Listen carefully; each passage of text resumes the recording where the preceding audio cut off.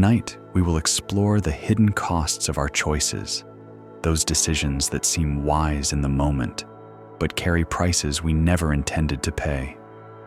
There is nothing you need to do, nothing to fix, no one you need to become. Simply rest here as we discover together how our deepest struggles often arise, not from what we lack, but from what we mistakenly believe will save us. If this path calls to you, I invite you to subscribe and join our community of seekers who find wisdom in the quiet hours between day and dreams. We will walk tonight through stories of ordinary people who made reasonable choices that led to unexpected places. A well digger who searched so hard for water, he forgot to dig deep. A merchant whose kindness created its own prison. A potter who lost her joy by watching too closely what others made. Each story holds a mirror to our own lives, showing us the subtle ways we create our own difficulties while trying to solve them. Let us begin this journey together. Take a gentle breath now. Feel the air moving softly through your body. Notice how your breathing happens without your effort, how your body knows exactly what to do. There is nothing you need to understand tonight, nothing you need to remember. Simply allow these stories to wash over you like warm water, carrying you toward rest. Let us explore a story about depth and direction. In a village where the monsoon rains had failed for 3 seasons, there lived a well digger named Harsh. He was known throughout the region for his strong arms and his determination, but most of all for his restlessness. While other men worked slowly and methodically, Harsh moved with the energy of someone always certain that success lay just around the corner. The village council had hired Harsh and his partner Gopal to dig a well that would serve the whole community. The 2 men stood at the edge of the chosen plot on a morning when the sun was already hot at dawn, studying the dusty earth that stretched before them. "Here?" asked Gopal, running the dry soil through his fingers. Harsh looked around, squinting at the land. "Maybe, but I think there..." He pointed to a spot 20 feet away. "Looks more promising. See how the ground slopes slightly? Water follows the low places." Gopal nodded, though he had seen wells strike water in high ground and fail in low. "We could start here and see what we find." But Harsh was already walking to the new location, his mind spinning with possibilities. No. We should think carefully. Water is precious. We can't waste time digging in the wrong place." So they began there, in the spot that seemed more promising. The first day, Harsh dug with enthusiasm. His pick rang against the hard earth, and sweat poured down his back as the hole grew deeper. 1 foot, then 2, then 3. Gopal worked beside him, steady and patient, his rhythm never changing whether the ground was hard clay or soft loam. By evening, they had dug down 4 feet. The earth at the bottom was still dry, showing no sign of the moisture that meant water lay below. Harsh climbed out and looked around the land again. "You know," he said, wiping his face with his sleeve, "I think we started in the wrong place. Look over there." He pointed to another spot, this one near a cluster of tamarind trees. Trees need water. Their roots go deep. That must be where the water is. Gopal looked at the hole they had spent the day digging. "We've only gone down 4 feet. Sometimes water is deeper. But why waste time when we can see where water must be?" Harsh was already walking toward the trees. "Those roots are telling us exactly where to dig." The next morning they started over. Harsh attacked the new location with even more energy, convinced that today would bring success. The soil near the trees was different, darker, with more organic matter from fallen leaves. Surely this was a sign. Down they went. 3 feet, 4 feet, 5. The earth remained stubbornly dry. By the third evening, doubt began to creep into Harsh's voice.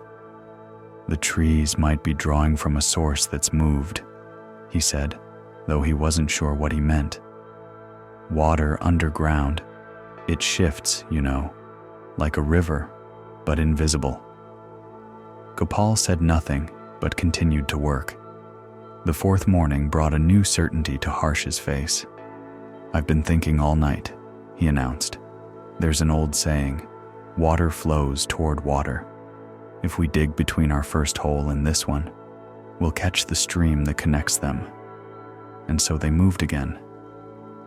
By now, word had spread through the village about the well diggers who kept changing locations.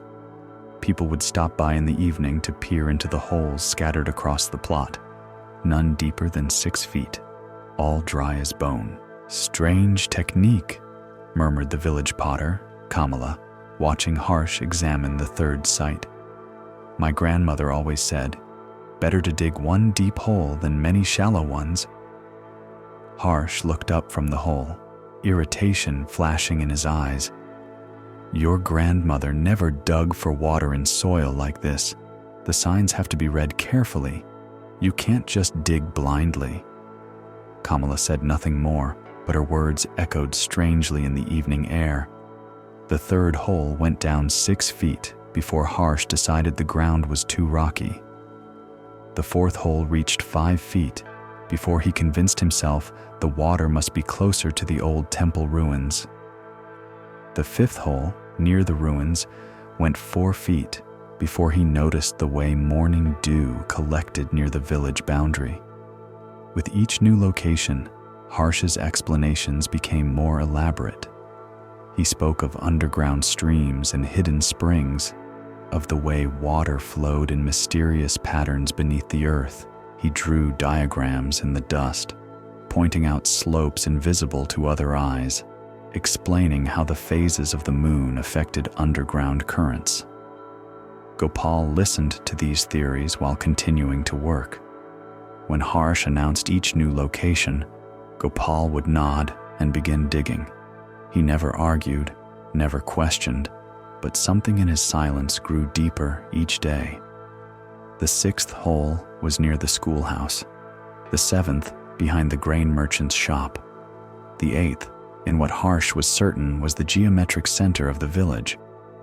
Because, he explained, water naturally collects at the center of things. The villagers began to gather each evening, not to check on progress, but to see where the next hole would appear. Children would run from hole to hole, counting them, making games of jumping from one to the next. 21 holes now, announced young Ravi one evening, breathless from his counting. 22, corrected his sister. You forgot the one behind Aunt Mira's house. Harsh overheard this and felt something twist in his chest. 22 holes. When had there gotten to be so many? Each one had seemed so logical at the time, so obviously the right choice. But lined up like this in the boys' counting, they sounded like evidence of something else entirely. That night, as Harsh lay on his sleeping mat, he could hear Gopal breathing steadily beside him. His partner had never complained, never suggested they should choose differently. But lately, Harsh had noticed something in Gopal's eyes, not criticism exactly, but a kind of patient sadness, like someone watching a friend make the same mistake over and over. "Gopal," Harsh whispered into the darkness, "do you think we're digging in the wrong places?" There was a long pause before Gopal answered, "I think we're digging in many places, but we have to find the right spot. Water isn't everywhere. It has to be approached intelligently." "Yes," Gopal said quietly, "water isn't everywhere." Something in his tone made Harsh turn on his side to look at his partner, though in the darkness he could see only the outline of Gopal's still form. "You think we should have stayed in the first place, don't you?"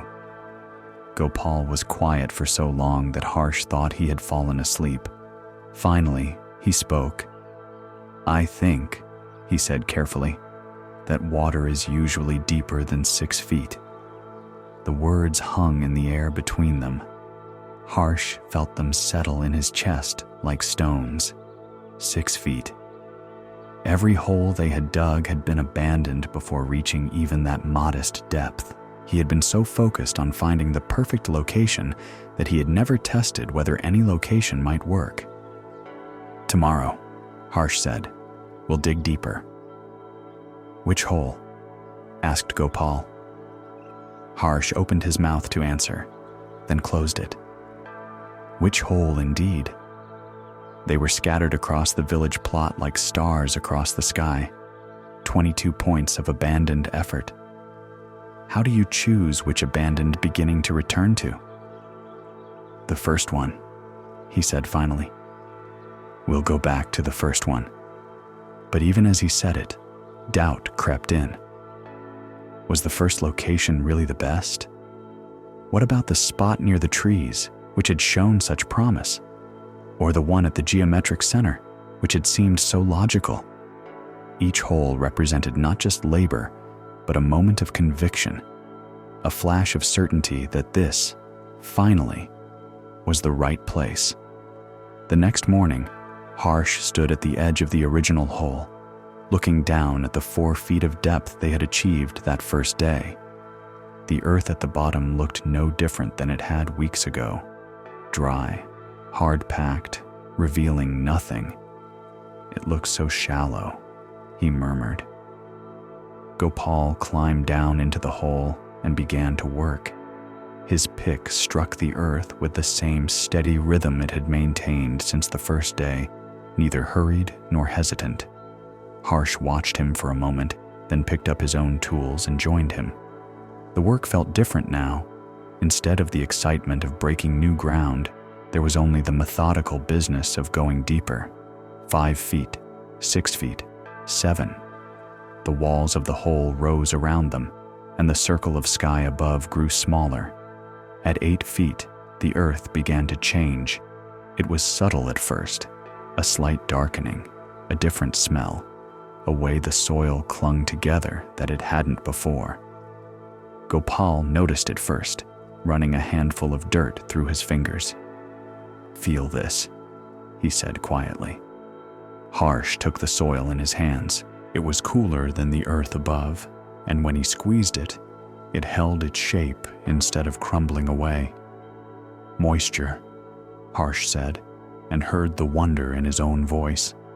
They dug more carefully now, paying attention to every change in the earth. At 9 feet, the soil was unmistakably damp.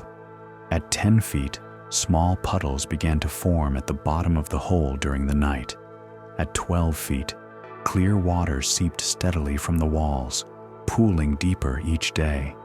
At 15 feet, they struck the underground stream that had been flowing there all along, patient and abundant, waiting for someone to dig deep enough to find it.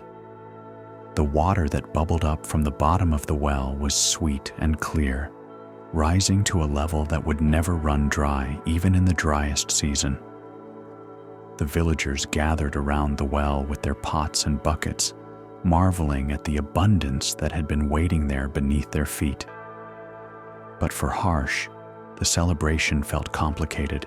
As he watched the clear water flowing from the pump they had installed, he kept thinking of the 21 other holes scattered across the village plot. Each one represented days of work, hours of digging, moments of hope and conviction, and eventual abandonment.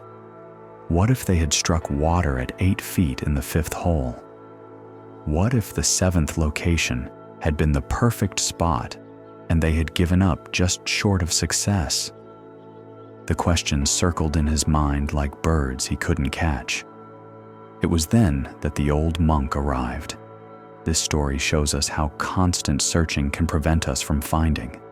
Harsh discovered that his restless energy, which seemed like determination, was actually fear disguised as strategy. Buddhism teaches that the mind's habit of constantly seeking better conditions often prevents us from working deeply with what is present. When we dig many shallow holes instead of one deep well, we mistake motion for progress. Let us pause here for a moment. Take a gentle breath and feel your body supported by whatever surface holds you. Notice how your breathing continues without your direction, how your heart beats without your effort. There is nothing you need to achieve right now, nowhere you need to go. This moment is sufficient exactly as it is. Let us explore another story, this one about generosity and its unexpected consequences. In a busy market town where merchants came from distant cities to trade silk and spices, there lived a woman named Priya, who owned 3 shops along the main street. She sold brass vessels, cotton cloth, and small household items that people needed for daily life. Her shops were prosperous, and she was known throughout the market for her fair prices and honest dealings. Each morning, as Priya unlocked her first shop, she would see the same beggar sitting cross-legged beside the stone steps that led to the temple. He was a thin man, perhaps 40 years old, with gentle eyes and hands that shook slightly when he held them out for coins. His name was Bhuvan, though Priya had learned this only after months of giving him food. The first time she had noticed him, it was during the Festival of Lights. The market was full of families buying sweets and oil lamps, and the air smelled of jasmine and fried goods. As Priya closed her shop that evening, she saw Bhuvan watching the families with their packages of treats, his stomach making small sounds that carried in the quieting air. Without thinking much about it, she stopped at the sweet vendor and bought an extra portion of laddu. "Here," she said, placing the package beside Bhuvan, "for the festival." Bhuvan's face lit up with such genuine gratitude that Priya felt warmth spread through her chest. "Blessings on your kindness," he said, pressing his palms together. "May your shops prosper as your heart is generous." It seemed natural after that to bring him something each morning. Usually it was simple food, rice wrapped in a banana leaf, vegetables from her own kitchen, sometimes fruit from the market vendors who gave her good prices. Bhuvan would accept each offering with the same grateful blessing, the same pressed palms, the same gentle smile. For months, this routine continued. Priya would arrive at her shops, see Bhuvan settling in for the day beside the temple steps, and share whatever extra food she had brought from home. She found herself looking forward to his grateful smile, the way his eyes would brighten when he saw her approaching with a small package.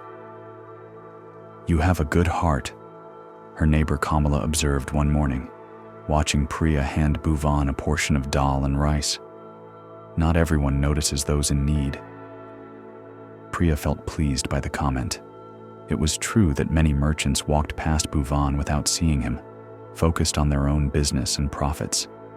She was glad to be different, glad to be the kind of person who remembered those less fortunate. But gradually, so slowly that she didn't notice at first, things began to change. It started with small comments.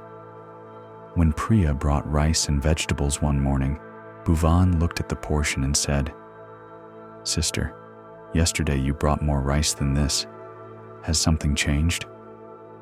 Priya looked at the banana leaf package. It seemed the same size as always. "No, nothing has changed. This is what I brought." Bhuvan smiled and accepted the food, but something in his tone stuck with her. That evening, she found herself measuring the rice more carefully, making sure the portion was generous. A few days later, when she brought lentils cooked with onions and turmeric, Bhuvan said, "Ah, sister, this smells different. The lentils yesterday were cooked with ginger. I wonder if you might have some of those left." Again, the request seemed reasonable. Priya had indeed cooked lentils with ginger the previous day. It made sense that Bhuvan might have enjoyed that flavor. The next morning, she made sure to prepare lentils the way he had liked them. Then came the morning when she brought him rice with vegetables, and Bhuvan frowned slightly as he unwrapped the leaf. "Sister," he said, "this rice looks day-old. The grains are hard. Don't you have fresh rice in your kitchen?" Priya felt a small shock of surprise. The rice was from the batch she had cooked that morning, the same rice she would eat herself at lunch. But looking at Bhuvan's disappointed face, she wondered if perhaps she had been careless, if the rice had indeed sat too long. "Of course," she said. "Let me bring you fresh rice." She returned to her house, cooked a new pot of rice, and brought it back still warm. Bhuvan accepted it with his usual blessing, but she noticed that his gratitude seemed somehow more restrained, as if he were acknowledging that she had finally done what should have been done in the first place. Over the following weeks, Bhuvan's requests became more specific and more frequent. If she brought vegetables, he might ask for different vegetables. If she brought fruit, he might wonder if she had sweeter fruit at home. If she brought dal, he might suggest that it needed more salt or less salt, or perhaps a different spice altogether. "Sister Priya," he said one morning when she brought him a perfectly good meal of rice and curry, "I have been thinking. You are so generous, but perhaps you don't understand what foods are best for someone in my condition.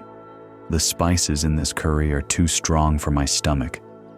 Could you perhaps bring plainer food? And maybe some milk? My bones are weak from sitting on these stones."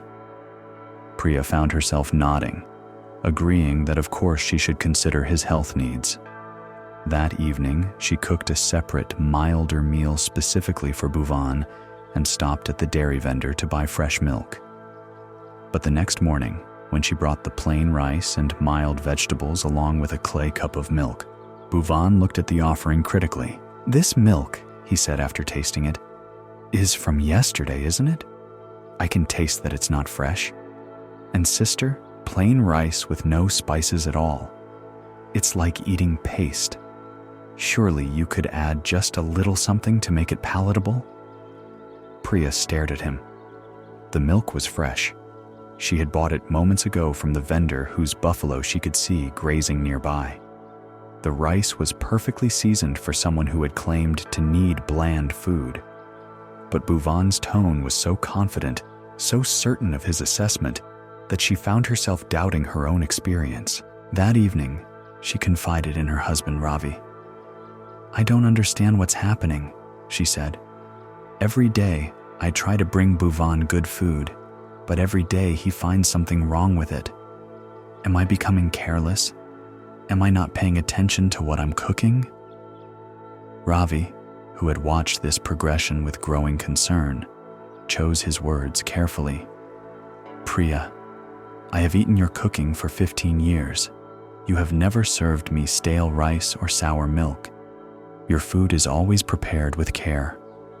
Then why does he keep complaining?" Ravi was quiet for a moment, stirring the evening dal with a wooden spoon. "Sometimes," he said finally, "when we give people what they need, they begin to think they deserve exactly what they want." But Priya couldn't quite believe this. Bhuvan was poor, hungry, dependent on the kindness of others. Surely his requests came from genuine need, not from ingratitude. She resolved to try harder, to pay more attention to what she was preparing for him. The next morning, she brought him fresh rice cooked that very hour, vegetables seasoned exactly as he had requested, and milk so fresh it was still warm from the buffalo. She had spent extra time preparing everything, making sure each element was exactly as he had specified. Bhuvan unwrapped the food, examined it carefully, and then looked up at her with disappointment.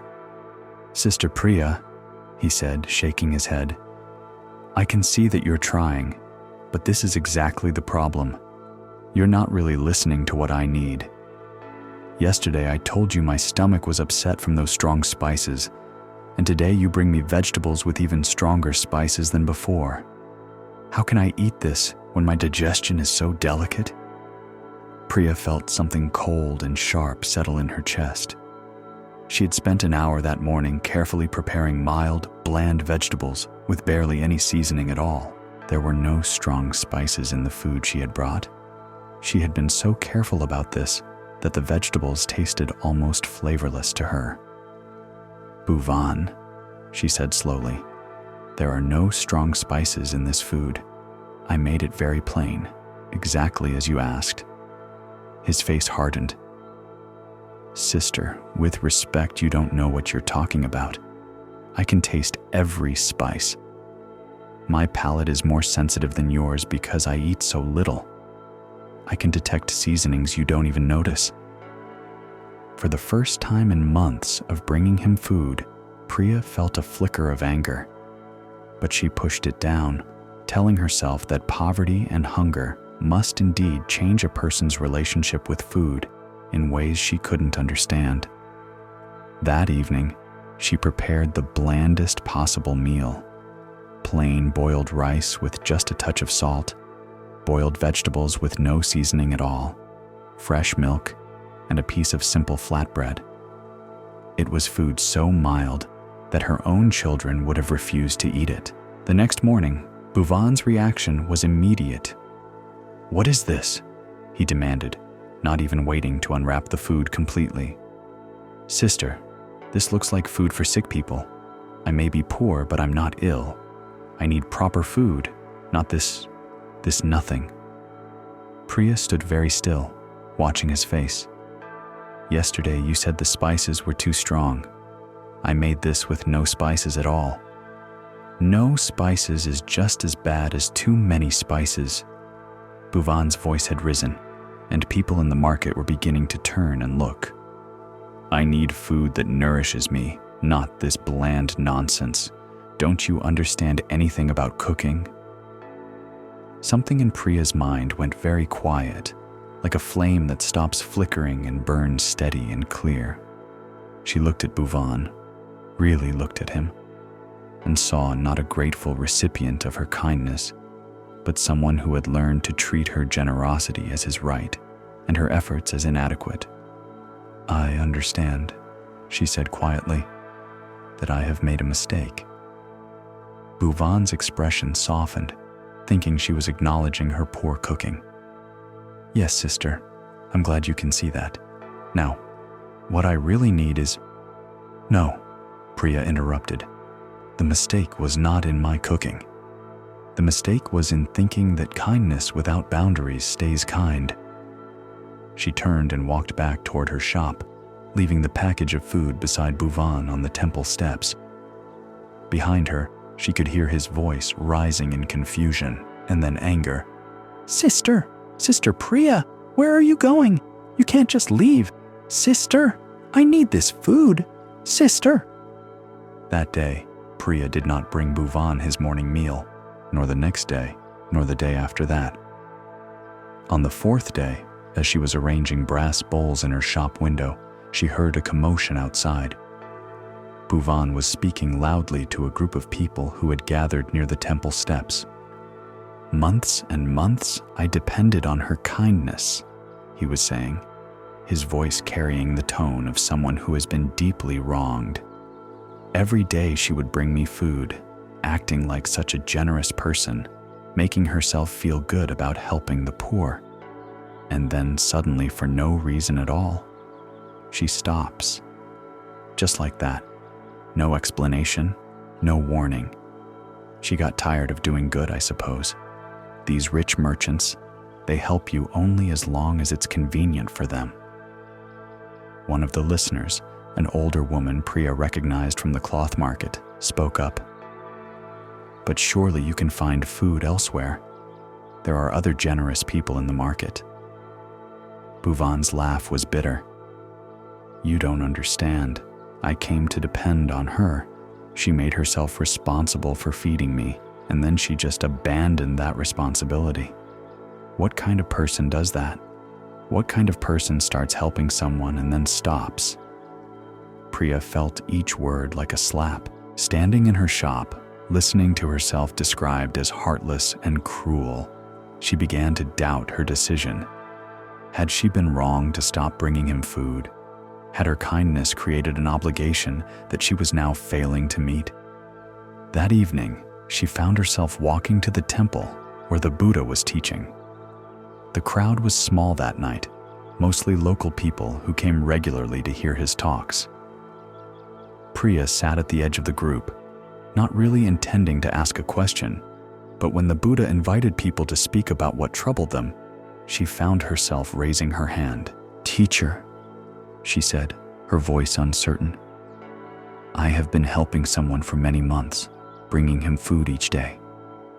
But over time, he became more and more demanding, criticizing everything I brought, asking for specific things, complaining when the food wasn't exactly as he wanted. Finally, I stopped helping him. Now he tells everyone in the market that I am cruel and heartless. Was I wrong to stop? Should I continue helping someone even when they treat my kindness badly?" The Buddha listened with the same quiet attention he gave to every question. Around them, the evening air was still, filled with the scent of jasmine and the distant sound of temple bells. "Tell me," the Buddha said gently, "when you first began helping this man, how did you feel?" "Happy," Priya answered without hesitation. "Glad to be able to help." It felt good to see his gratitude. And later, when he began making requests and complaints, "How did you feel then?" Priya considered, confused, worried that I wasn't doing enough, that I wasn't being truly kind. I tried harder to please him. "And in the end, when you stopped, how did you feel?" "Relieved," Priya said, then immediately felt guilty for the admission. "But also terrible, because now everyone thinks I'm selfish." The Buddha nodded slowly. "A tree gives fruit freely when the fruit is ripe. It does not give because the fruit demands it, or because people expect it, or because it fears being called ungenerous. It gives because giving is its nature when the conditions are right. But if someone comes to the tree every day, demanding specific fruit at specific times, criticizing the size and sweetness of what the tree offers, does the tree become obligated to produce whatever is demanded?" "No," Priya said. "The tree gives what it naturally gives. True kindness," the Buddha continued, "flows from a full heart, not from obligation or fear. When kindness becomes a duty performed to avoid criticism, it is no longer kindness. It is a transaction. And transactions, unlike gifts, always carry expectations." Priya felt something loosen in her chest. "So I wasn't wrong to stop?" "You recognized that what had begun as generosity had become something else entirely. This recognition is wisdom, not selfishness." The Buddha paused, looking around at the small group of listeners. "But tell me, what would true kindness look like now?" Priya thought carefully. "I don't know. Part of me wants to go back to helping him, but I'm afraid it will just start again, all the demands and complaints. Part of me wants to never speak to him again, but that feels hard. Perhaps," the Buddha said, "there's a third way. Kindness that has boundaries, generosity that does not create dependence, help that teaches rather than enables. What would that look like?" "That," the Buddha smiled, "is for your own heart to discover." Walking home that evening, Priya felt clearer than she had in weeks. The next morning, as she prepared to open her shops, she cooked a simple meal of rice and dal, not for Bhuvan specifically, but as extra food, the way she had in the early days. When she reached the market, she saw Bhuvan in his usual spot by the temple steps. He looked up as she approached, his face cycling through hope, wariness, and defensive anger. "Bhuvan," she said quietly, "I've brought some food." His expression immediately brightened. "Sister Priya, I knew you would come back. I knew your heart was too good to abandon me completely. Now, I hope you've prepared something proper this time, not like that terrible bland. I've brought rice and dal, Priya interrupted gently. It's prepared well, with care. You may take it or leave it as you choose. Something in her tone made Bhuvan pause. Well, of course I'll take it. But sister, about the seasoning. Last time the dal was far too salty, and I was hoping. The food is as it is, Priya said, setting the banana leaf package beside him. I will not be adjusting it based on requests. Bhuvan's face showed confusion, then a flicker of the old, demanding tone. But sister, surely if I tell you what would be better, then you may cook it yourself, Priya said without harshness. I offer what I offer freely, as a gift. Gifts are accepted with gratitude or declined with grace, but they are not customized to meet specifications. For a moment, Bhuvan said nothing. Then, but I depended on you, sister. You made me depend on you, and then you abandoned me. Don't I deserve some consideration after all this time? Priya felt the familiar tug of guilt, but this time she recognized it for what it was. Not wisdom, but old habit. I offered kindness, she said. You transformed it into obligation. That was not my intention, and it is not my responsibility. So you'll just give me whatever you feel like giving, and I have to accept it or get nothing. Yes, Priya said simply. That is how gifts work. Bhuvan stared at her, perhaps seeing for the first time that something fundamental had changed. The woman who had spent months trying to perfect his meals, who had accepted every criticism and request, was no longer standing before him. Take the food or don't take it, Priya said. But this is what I offer, and this is how I offer it. Tomorrow I may bring food again, or I may not. It will depend on what feels right to give, not on what you expect to receive. She turned and walked toward her shop, feeling lighter with each step. Behind her, after a long moment, she heard the rustle of banana leaves being unwrapped. This story shows us how generosity without boundaries becomes a prison for both giver and receiver. Priya discovered that her desire to be kind had trapped her in a cycle where kindness was measured by someone else's satisfaction. Buddhism teaches that true compassion includes the wisdom to know when helping actually harms, and when saying no is the most loving response. When we give from fear of being judged unkind, we corrupt the very kindness we're trying to express. Rest here for a moment. Feel your breath moving naturally, without effort or direction. There is nothing you need to prove about your goodness, nothing you need to demonstrate about your kindness. Simply being here, breathing, existing. This is enough. Your worth is not measured by how much you give or how others receive what you offer. Let us explore a third story, this one about comparison and the loss of joy. In a village known for its pottery, where the clay was fine and the glazes caught light like captured water, there lived a potter named Anjali, who had learned her craft from her grandmother. Anjali's hands knew clay the way birds know air, instinctively, without thought or effort. When she worked at her wheel, bowls and vases seemed to shape themselves, emerging from the spinning clay as if they had always been waiting there. For years, Anjali had worked in peaceful solitude in the small workshop behind her house. She would rise before dawn, when the air was cool and her mind was quiet, and spend the morning hours at her wheel.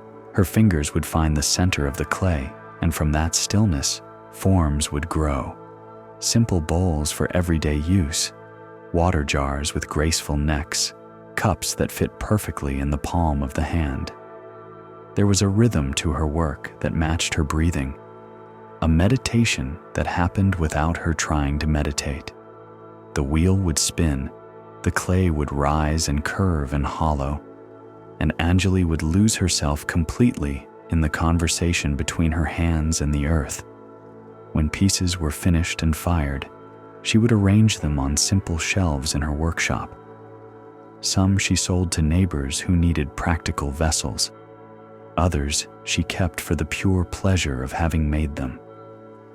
It had never occurred to her to wonder whether her work was good or bad, better or worse than anyone else's.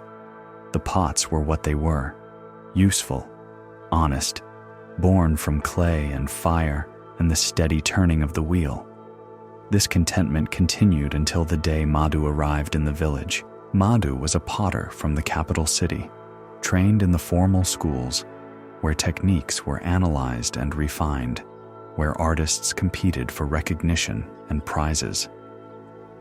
She had come to the village, she explained to the headman, to study traditional methods and perhaps teach some of the newer approaches she had learned. The headman, proud of the village's pottery tradition, arranged for Madhu to set up a workshop in the old community building, where everyone could observe and learn from her techniques. Anjali, curious like everyone else, went to watch Madhu work on her first day. What she saw took her breath away. Madhu worked with a speed and precision that seemed almost magical. Her hands moved over the clay with confident gestures, pulling walls so thin they were nearly transparent, creating forms so perfectly symmetrical they looked as if they had been measured with instruments. When she demonstrated glazing techniques, the colors flowed and blended in patterns Anjali had never imagined. But it wasn't just the technical skill that impressed Anjali. It was the way Madhu spoke about her work, with a vocabulary Anjali had never heard, using words like artistic vision and creative expression and aesthetic intention. She talked about the emotional content of forms, the spiritual significance of different proportions, the way a truly accomplished potter could make clay speak directly to the viewer's soul. Pottery, Madhu explained to the gathered villagers, is not just about making functional objects. It's about creating beauty that elevates the human spirit.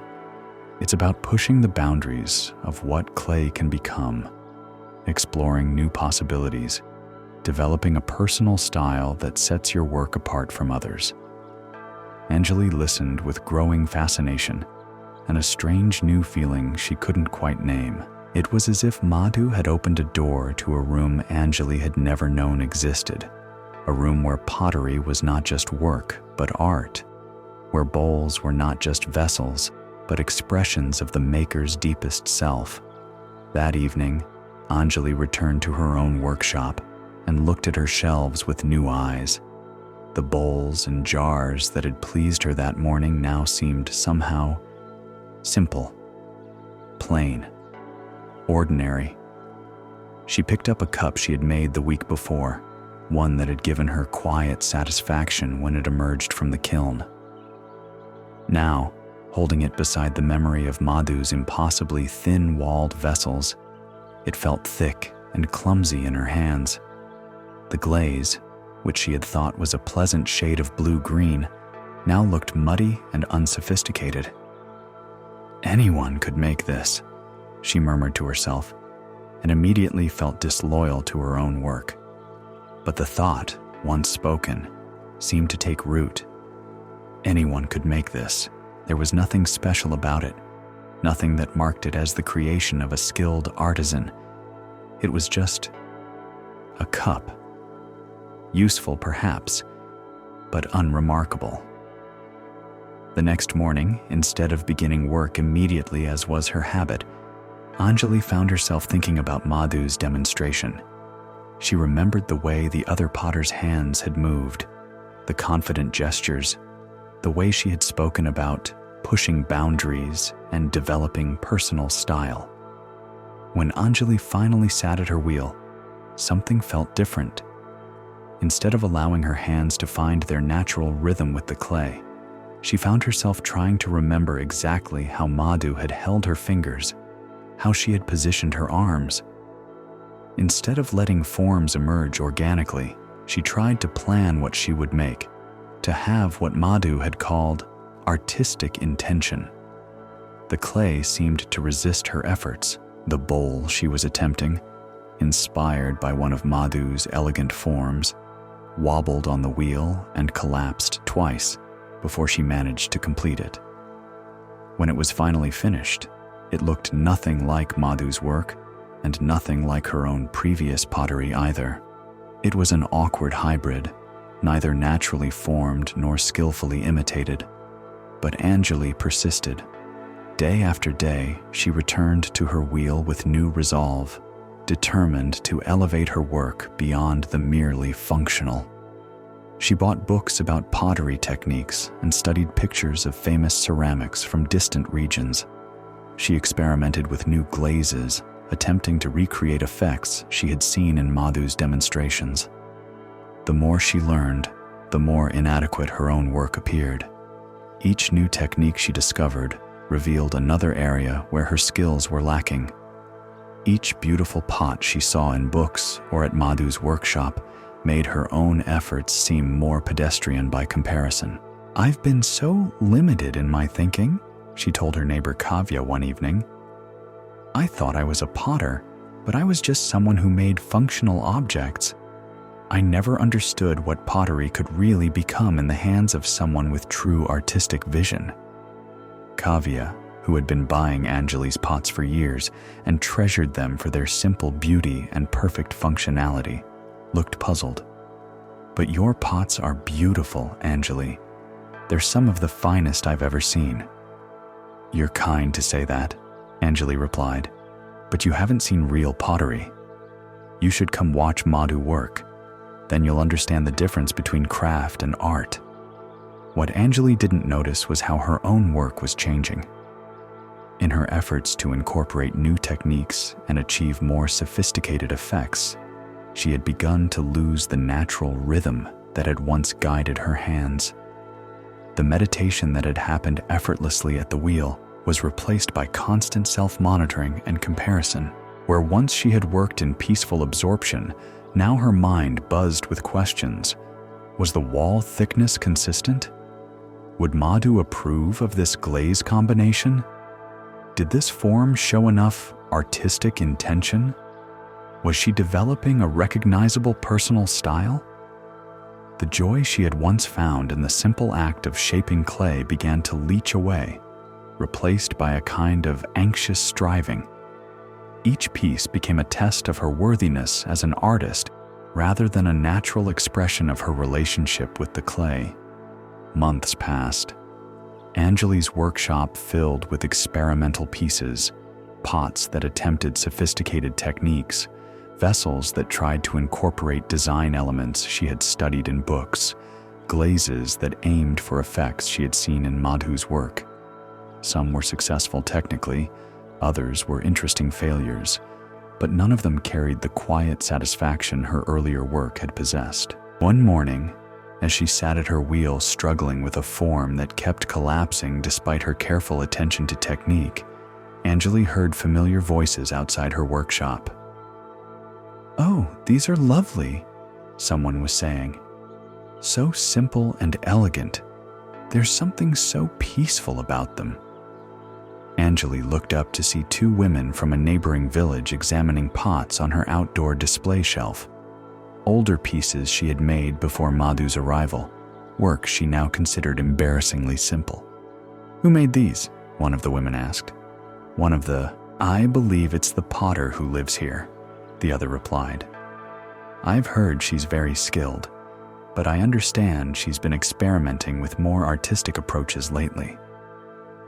"Well, I hope she doesn't abandon this style completely," the first woman said, lifting one of Anjali's earlier bowls with obvious appreciation. "There's something so honest about these pieces.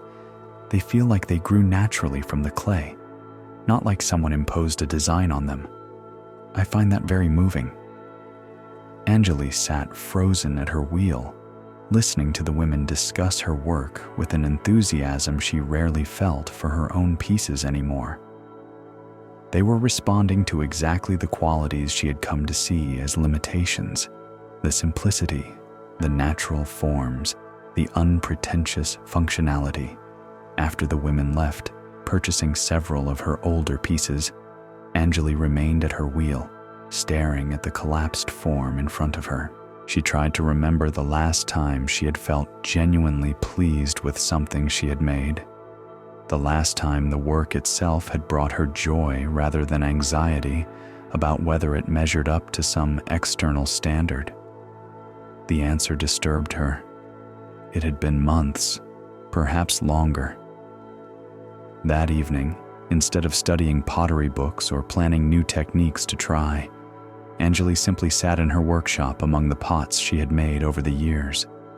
She looked at her early work, the pieces the visiting women had admired, and tried to see them through their eyes rather than through the lens of comparison to Madhu's sophisticated artistry. What she saw surprised her. The bowls were indeed simple, but their simplicity had a quality of rightness about it, as if each curve and proportion had settled into its most natural state. The glazes, while not innovative or complex, had a depth and warmth that came from patient experimentation and intuitive color sense. The forms showed evidence of hands that knew clay intimately, that worked with the material rather than against it. These were not the pots of someone trying to be an artist, she realized. They were the pots of someone who was an artist, without needing to announce it, or prove it, or compete for recognition of it. But how had she lost sight of this? How had her desire to improve led her so far from the very qualities that had made her work valuable in the first place? The answer, when it came, felt like waking up from a confusing dream. She had allowed someone else's definition of excellence to replace her own sense of what was worthwhile. In trying to become a better potter according to standards that weren't naturally hers, she had moved away from the potter she actually was. The next morning brought rain, and with it, the kind of stillness that had once been her favorite time to work. Anjali sat at her wheel, not with a plan or intention, but simply with a willingness to let her hands remember what they knew. She centered the clay without thinking about technique. She pulled the walls without comparing their thickness to anyone else's work. She shaped the form by feel rather than by design, letting the pot become what it wanted to become rather than what she thought it should be. For the first time in months, the familiar meditation returned. The conversation between her hands and the clay resumed its natural rhythm. The wheel turned, the form rose and curved, and Anjali disappeared into the work. When the bowl was finished, she looked at it with surprise. It was unmistakably hers, not an imitation of Madhu's style, not an attempt to incorporate techniques from books, but a natural expression of her own relationship with clay. Simple, honest, born from the same quiet center she had always worked from. It was then that she noticed she was not alone. This story shows us how comparison steals the joy from our natural gifts. Anjali discovered that her desire to improve had led her away from the very source of her skill and satisfaction. Buddhism teaches about the poison of comparison, how measuring ourselves against others creates a restless seeking that prevents us from recognizing what we already possess. When we chase external definitions of excellence, we often abandon the inner authority that guides our truest work. Let your breathing soften now. Feel how your body knows exactly how to breathe without comparing its rhythm to anyone else's. Notice how your heart beats steadily without needing to improve its technique or develop a more sophisticated style. There is wisdom in this natural function, this effortless competence that needs no validation from outside sources. Standing in the doorway of Anjali's workshop was an elderly woman she had never seen before. The woman was small and weathered, with clay-stained fingers and eyes that seemed to hold decades of quiet observation. She wore the simple robes of a wandering nun, and her presence felt as natural as the rain that continued to fall softly outside. "I hope I'm not disturbing you," the woman said, her voice gentle but clear. "I was passing through and heard the sound of your wheel. It's been many years since I've heard clay being worked with such presence." Anjali felt suddenly self-conscious, aware that she was covered in clay dust and that her workshop was cluttered with months of experimental pieces. I was working on a simple bowl."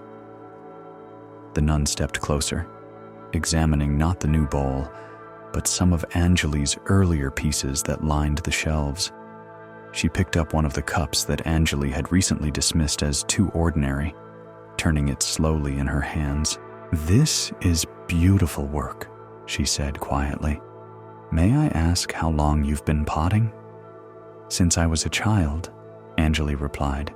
"My grandmother taught me. But I'm afraid my work is quite simple compared to what real artists create." The nun looked at her with curious eyes. "Real artists? What makes an artist real?" Anjali gestured vaguely toward the village center. "There's a potter here from the city. Her work is extraordinary, technically perfect, artistically sophisticated. She's shown me how limited my approach has been, how much more pottery can be than just making functional objects." "I see." The nun continued to examine the cup, running her thumb along its rim. "And how do you feel when you make pottery now, having learned about these limitations?" The question caught Anjali off guard. She paused, considering. I feel like I'm always trying to catch up, like I'm reaching for something just beyond my grasp, like I should be better than I am." "And before, when you didn't know about these limitations?" Anjali thought back to the mornings before Madhu's arrival, when she would lose herself completely in the rhythm of the wheel. "I was happy, I suppose. But that was because I didn't understand what pottery could really be." The nun set the cup down carefully and picked up another piece, a water jar with a graceful neck that Anjali had made months ago. "Tell me about this jar. Not what's wrong with it, not how it compares to other work. Tell me about the jar itself." Anjali looked at the piece she had almost forgotten. "I made it early one morning in spring. The clay was particularly responsive that day, and the form just seemed to emerge without effort. The proportions felt right in my hands." She paused. "I remember being completely absorbed in the work. When I finished, I felt complete somehow. And now, looking at it, now I see that the walls are inconsistent in thickness. The glaze has some imperfections. The form lacks the sophistication that—" Anjali stopped, hearing her own words. "But when I made it, none of that mattered. I was just present with the clay." The nun nodded slowly. "There's an old teaching about this. A master potter was once visited by a famous critic who examined all his work and found many technical flaws. The critic asked, 'How can you be content with such imperfect work?' The potter replied, 'I don't make perfect pots. I make present pots.'" Anjali felt something stir in her chest. Present pots? Work that comes from complete presence, from being fully here with the clay, the wheel, the moment. Such work carries the quality of that presence. People feel it when they hold the pot, even if they can't name what they're feeling. But surely technical skill matters. Surely there's value in learning new methods, in pushing yourself to improve. Of course, the nun agreed. But there's a difference between growing naturally from your own center and abandoning that center to chase someone else's idea of excellence. One enriches your work, the other corrupts it. The rain had stopped, and afternoon light began to filter through the workshop windows. The nun moved among Anjali's shelves, occasionally picking up a piece, holding it for a moment, setting it down with obvious respect. "You have a gift," she said finally. "Not just skill with clay, but something rarer, the ability to work from a place of natural presence. That's what creates the quality I feel in your earlier pieces. It's what was happening when you made that bowl this morning. But I want to grow, to develop, to become better than I am. And you can. But growth that destroys your foundation is not growth. It's displacement. True development deepens what is already authentic in you, rather than replacing it with something foreign." Anjali looked around her workshop, seeing it as if for the first time in months. The experimental pieces she had been so focused on seemed somehow disconnected from the space itself, like visitors rather than natural inhabitants. But her earlier work seemed to belong here, to have grown from the same soil as the workshop itself. "How do I know the difference?" she asked. "Between natural growth and displacement?" The nun smiled. "Growth that comes from your authentic center brings joy, even when it's challenging. Work that serves your deepest nature feels like coming home, not like leaving yourself behind. When you're developing your true gifts, the effort feels like play. When you're trying to become someone else, the effort feels like labor. But what if my authentic center isn't good enough? What if my natural way of working is too limited? Good enough for what? Limited compared to what?"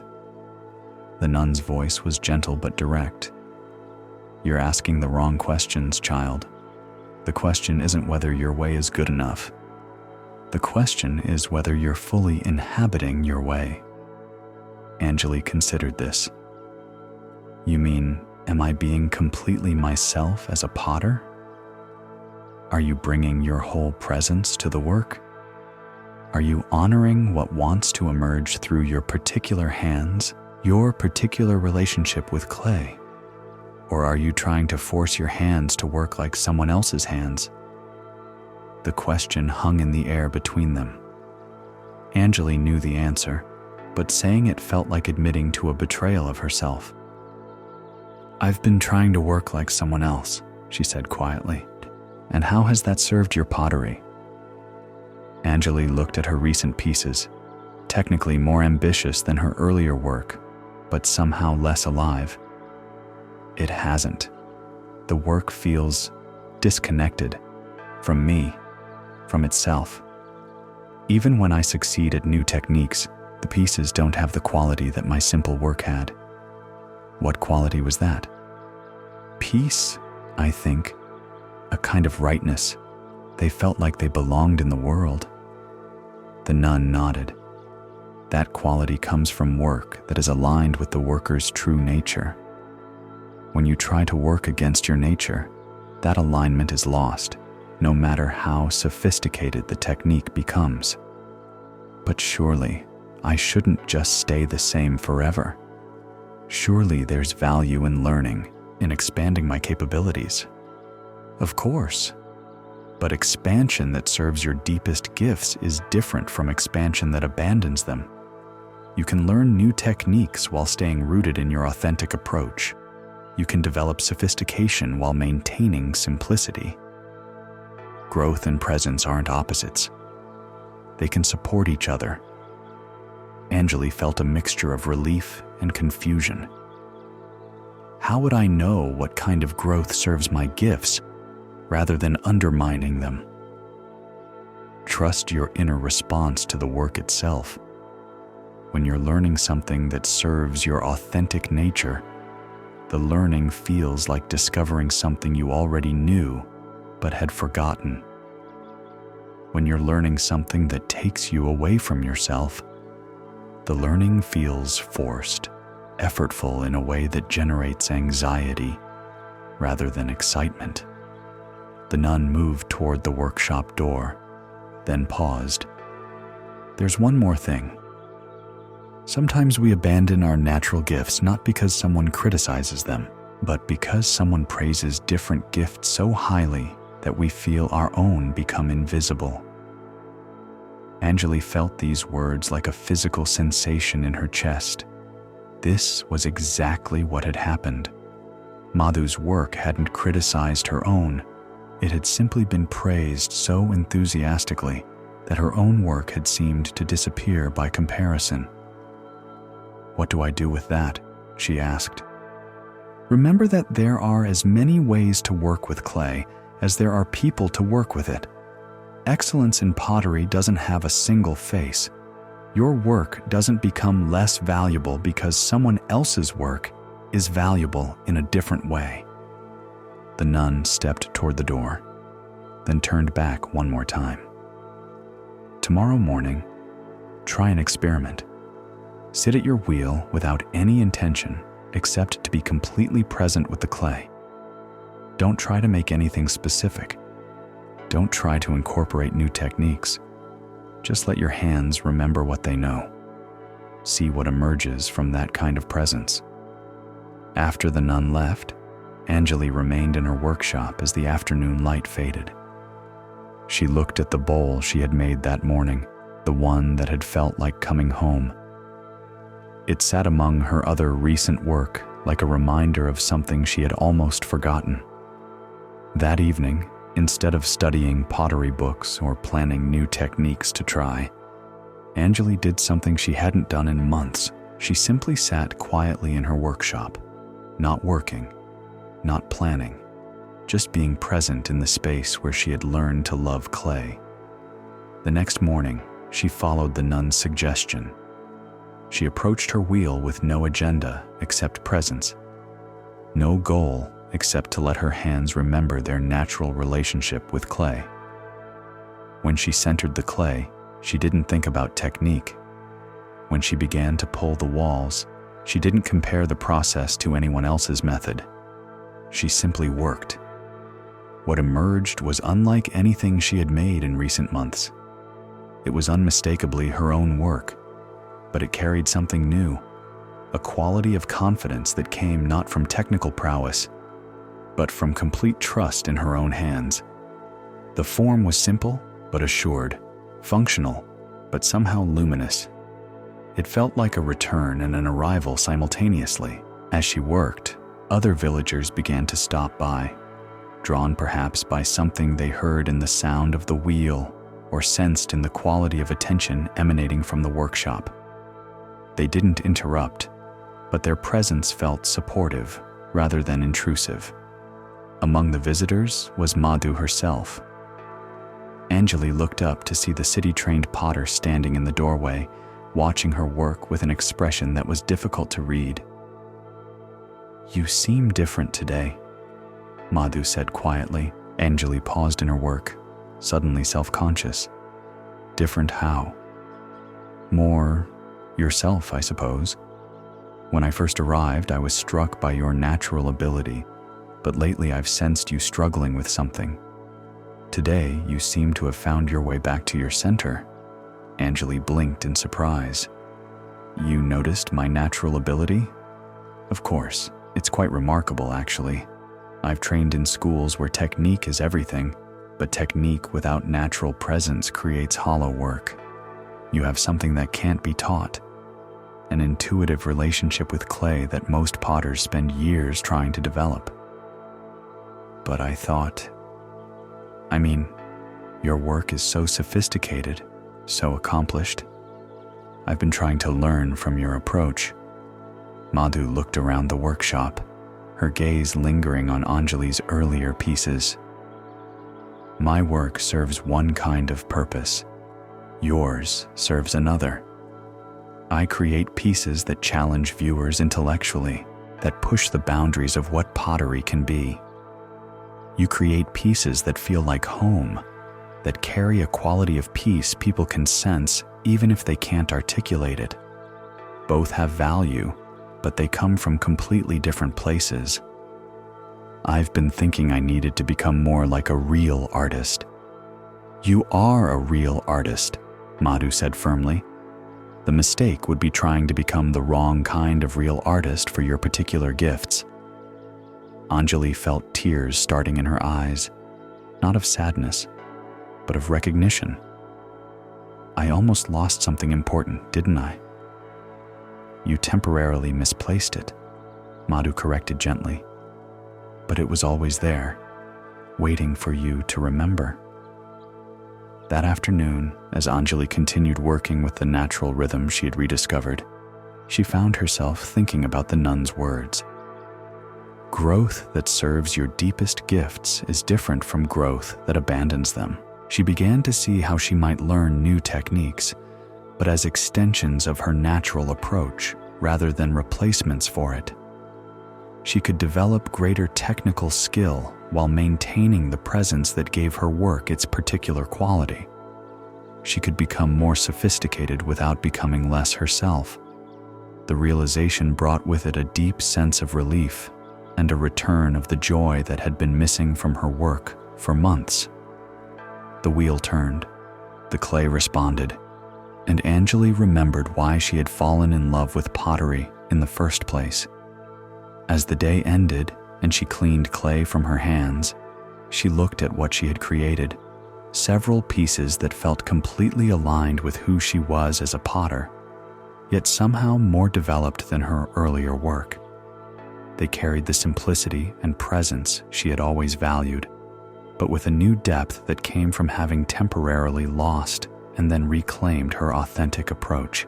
This story shows us how seeking external validation can disconnect us from our inner authority. Anjali discovered that her desire to improve had led her to abandon the very qualities that made her work valuable. Buddhism teaches about the importance of staying rooted in our own nature while allowing growth to happen organically. When we chase others' definitions of excellence, we often sacrifice the unique gifts we were meant to develop and share. Take a moment now to feel your own natural rhythm. Notice your heartbeat, the pace of your breathing, the way your body settles into rest without instruction. There is wisdom in your own organic processes, in the way your authentic nature knows how to function without external guidance.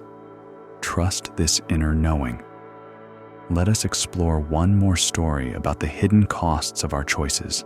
In a mountain village where the air was thin and clear, and where tea grew on terraced slopes that caught the morning mist, there lived a monk named Dharma who had spent 15 years in devoted practice.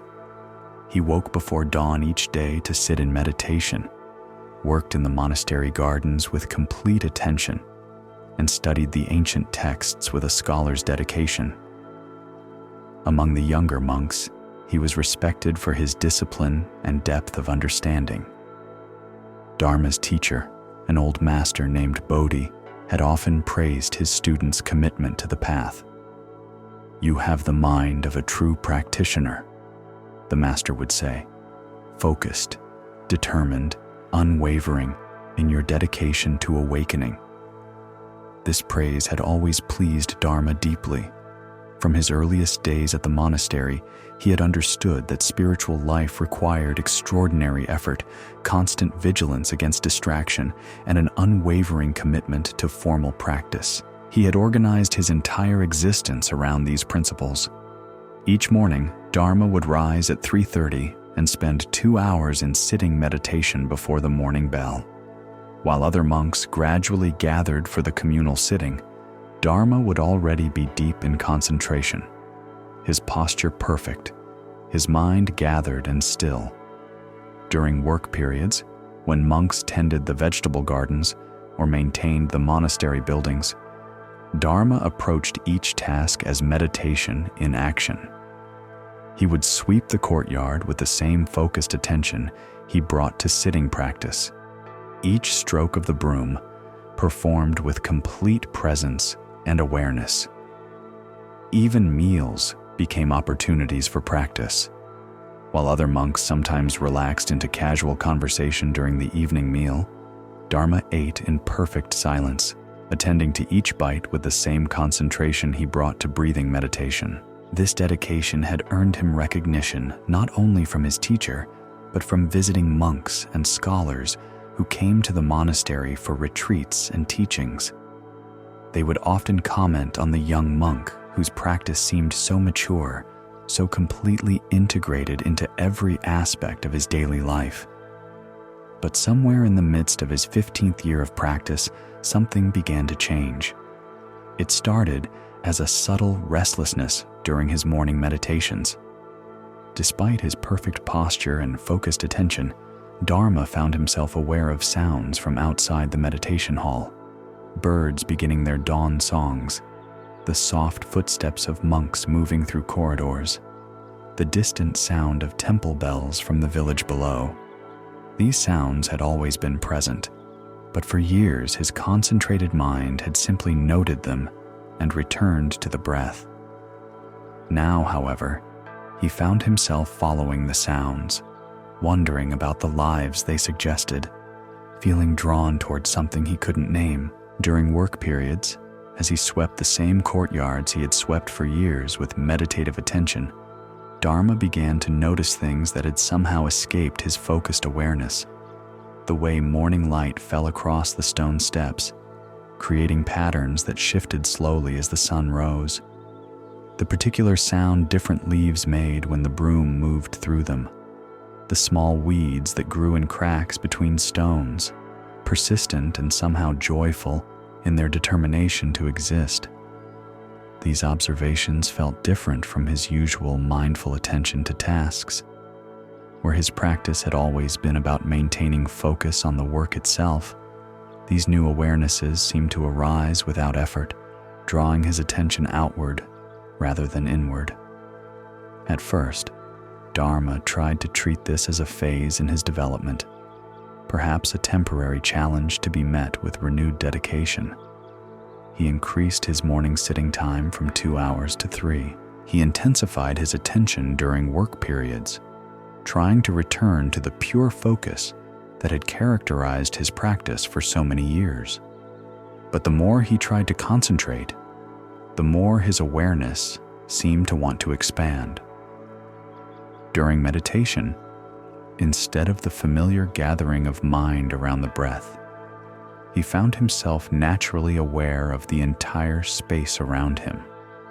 The sounds of other monks breathing, the quality of air in the room, the sense of the vast mountain landscape that surrounded their small meditation hall.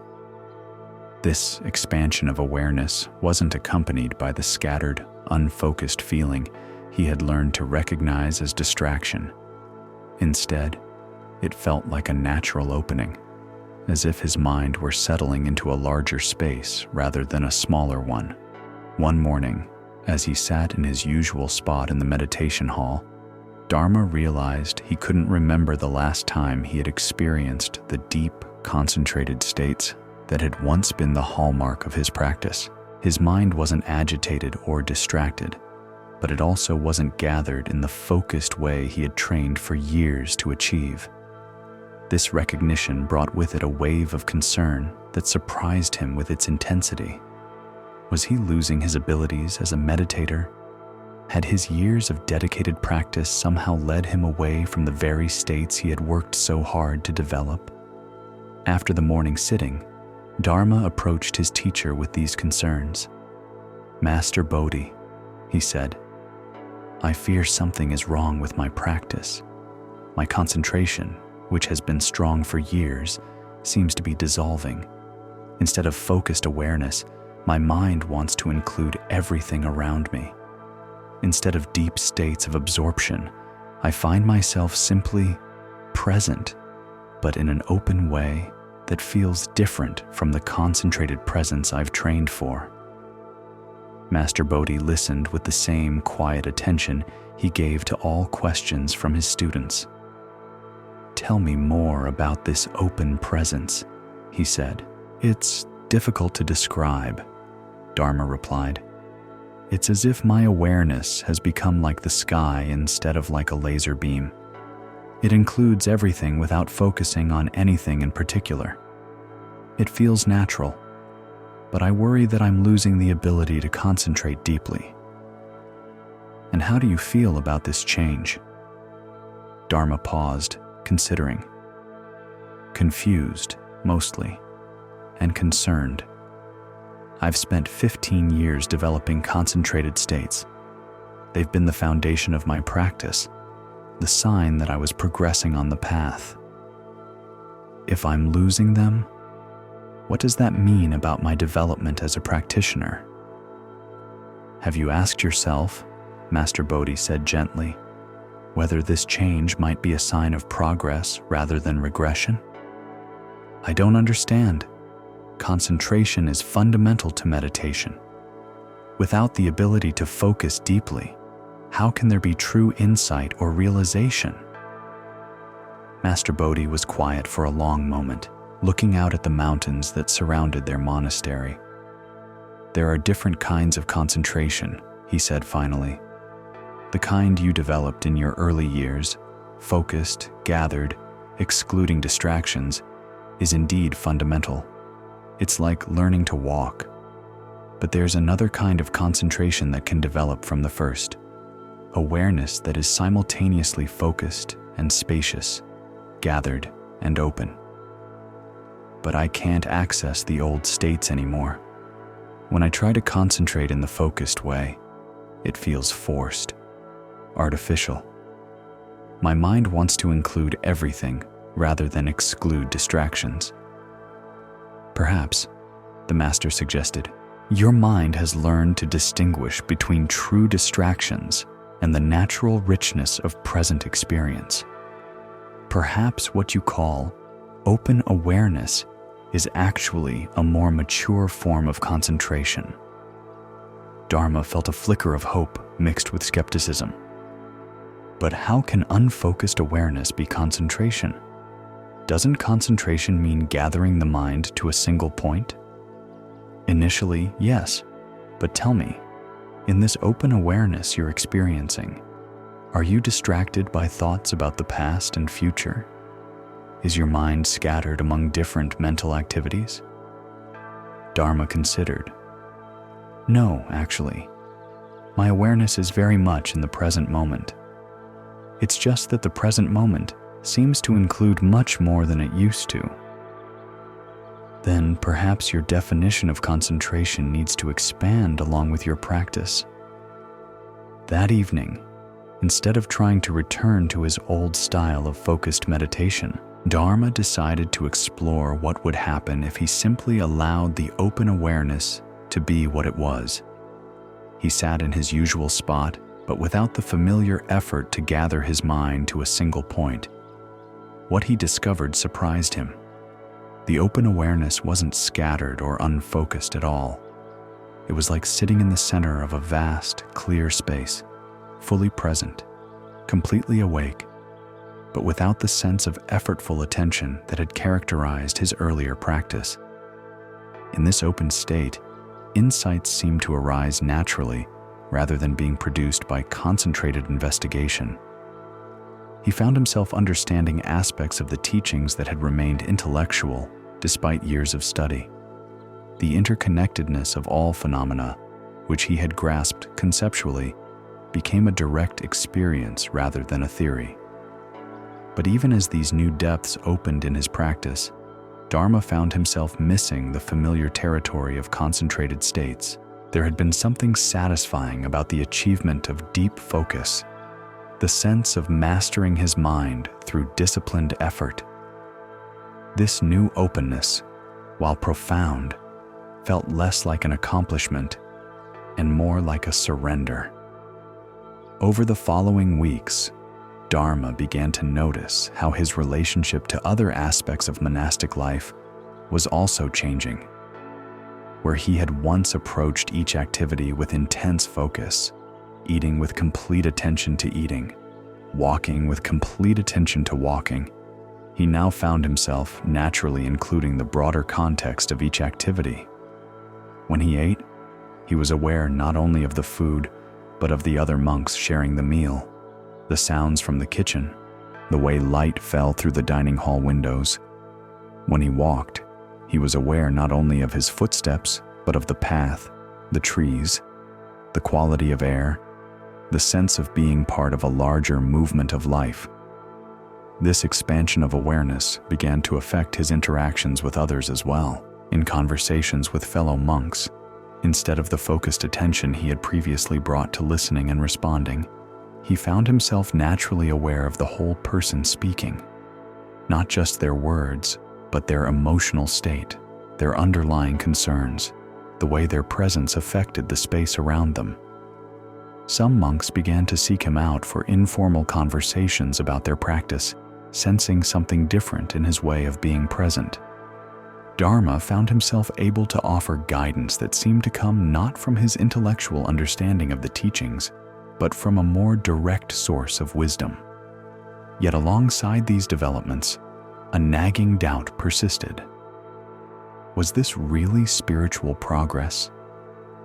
Or was he simply becoming less disciplined in his practice?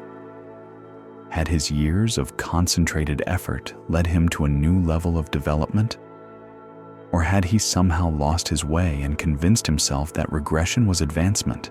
The question became more urgent when Master Bodhi announced that he would be testing several senior monks for readiness to teach, and that Dharma was among those being considered. The traditional test involved demonstrating mastery of various meditation techniques, including the ability to enter and maintain deep, concentrated states. Dharma realized with growing anxiety that he was no longer confident he could perform these demonstrations in the way that would be expected. The night before the test, as he sat in the meditation hall preparing, Dharma found himself caught between two different approaches to practice: the focused, effortful style that had defined his early years, and the open, spacious awareness that had emerged more recently. When he tried to force his mind back into the old concentrated states, the effort felt false and produced only frustration. When he allowed the natural open awareness, it felt authentic, but didn't match what he thought would be expected in the examination. As dawn approached and the time for testing drew near, Dharma realized he faced a choice that would define not only his immediate future, but his entire understanding of what it meant to be a practitioner.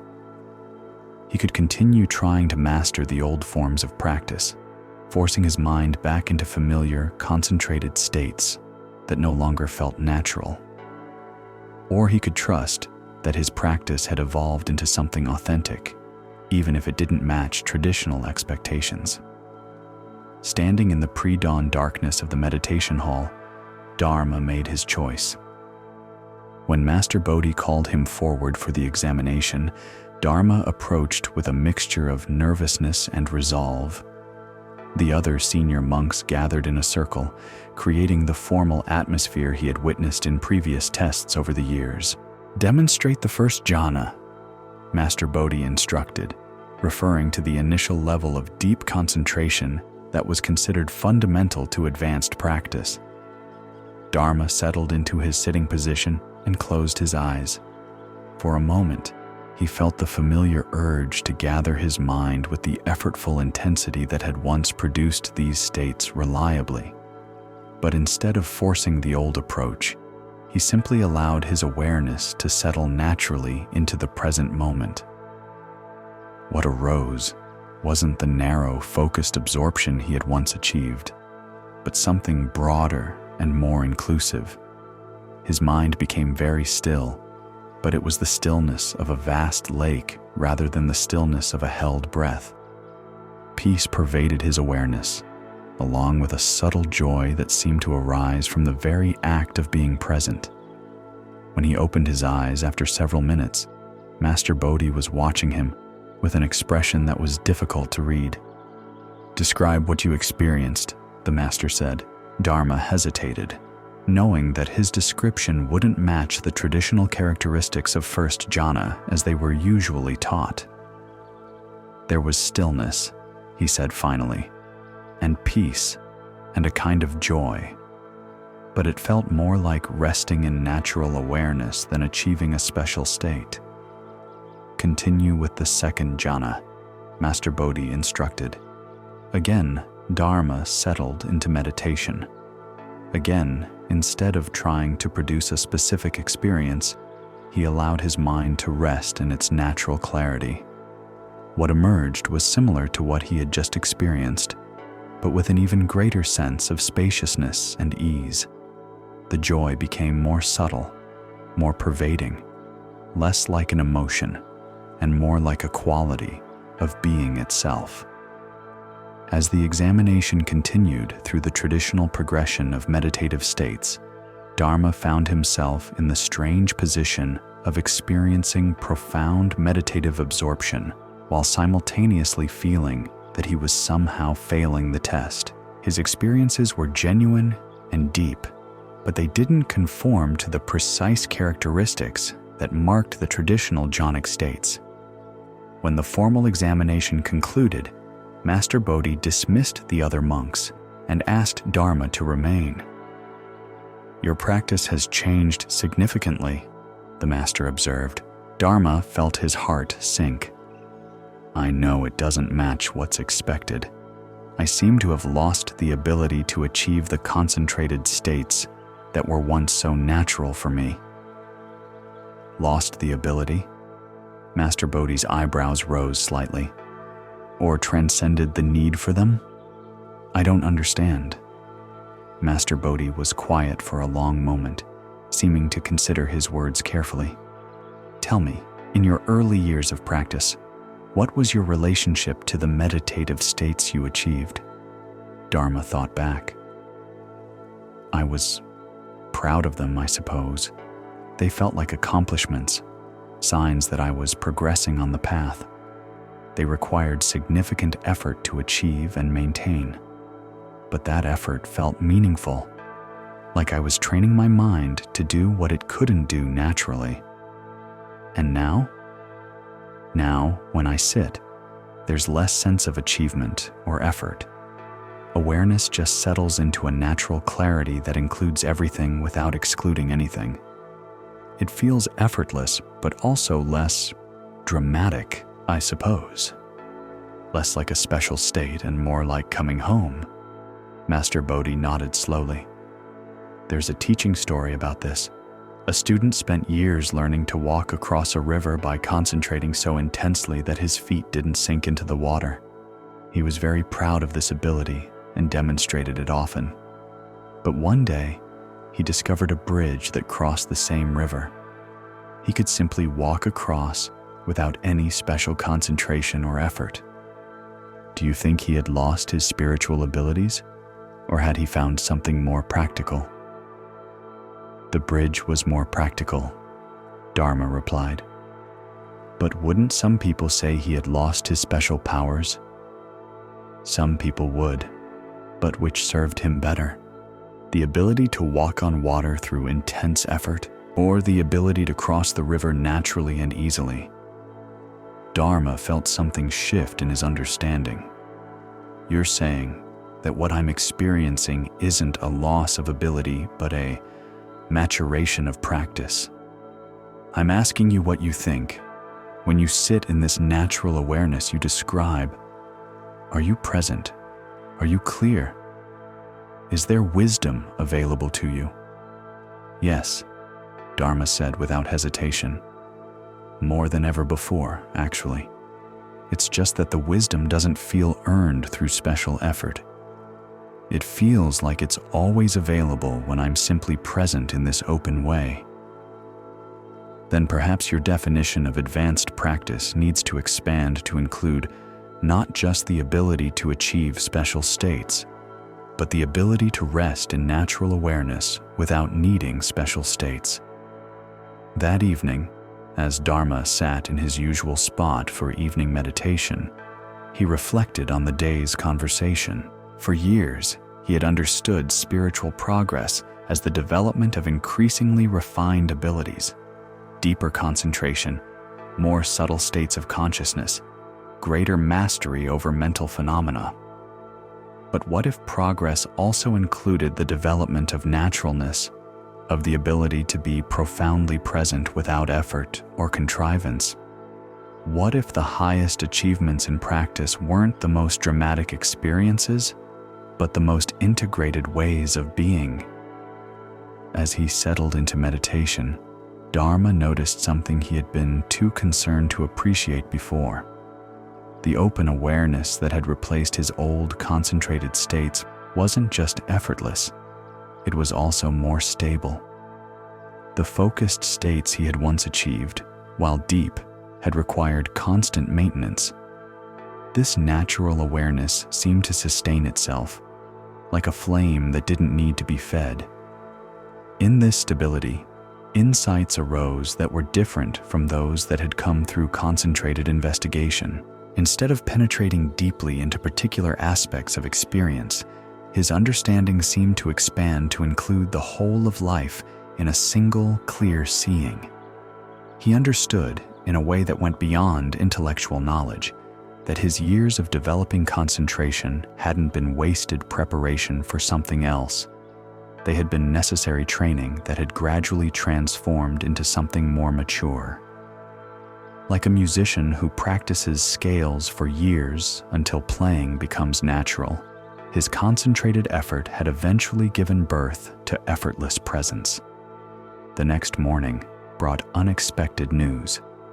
Master Bodhi announced that despite the unconventional nature of Dharma's examination responses, he was being authorized to guide other practitioners and would be given responsibility for teaching beginning students. "But Master," Dharma protested privately, "my practice doesn't conform to the traditional model. How can I teach others when my own development has taken such an unusual path?" Master Bodhi smiled. "Your practice doesn't conform to the traditional model because you've grown beyond the need for models. The students who will benefit most from your guidance are those who, like you, have developed strong concentration, but are ready to discover what lies beyond effortful achievement. What about students who still need to develop basic concentration skills? You'll find that your understanding of effortless presence will actually help them develop concentration more naturally.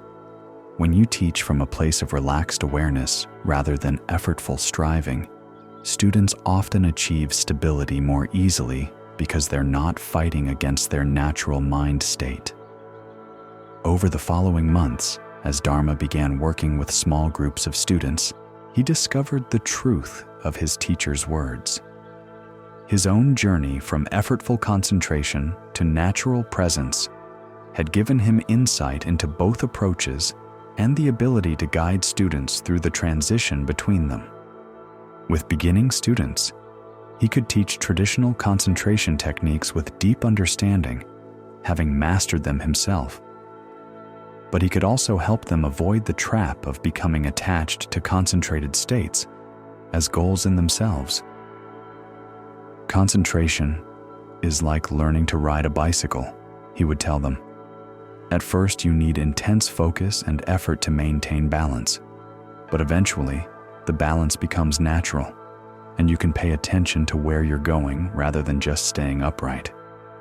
With more advanced students who had developed strong concentration but were struggling with what came next, Dharma found he could speak from direct experience about the transition to open awareness. "Don't try to abandon your concentration skills," he would advise.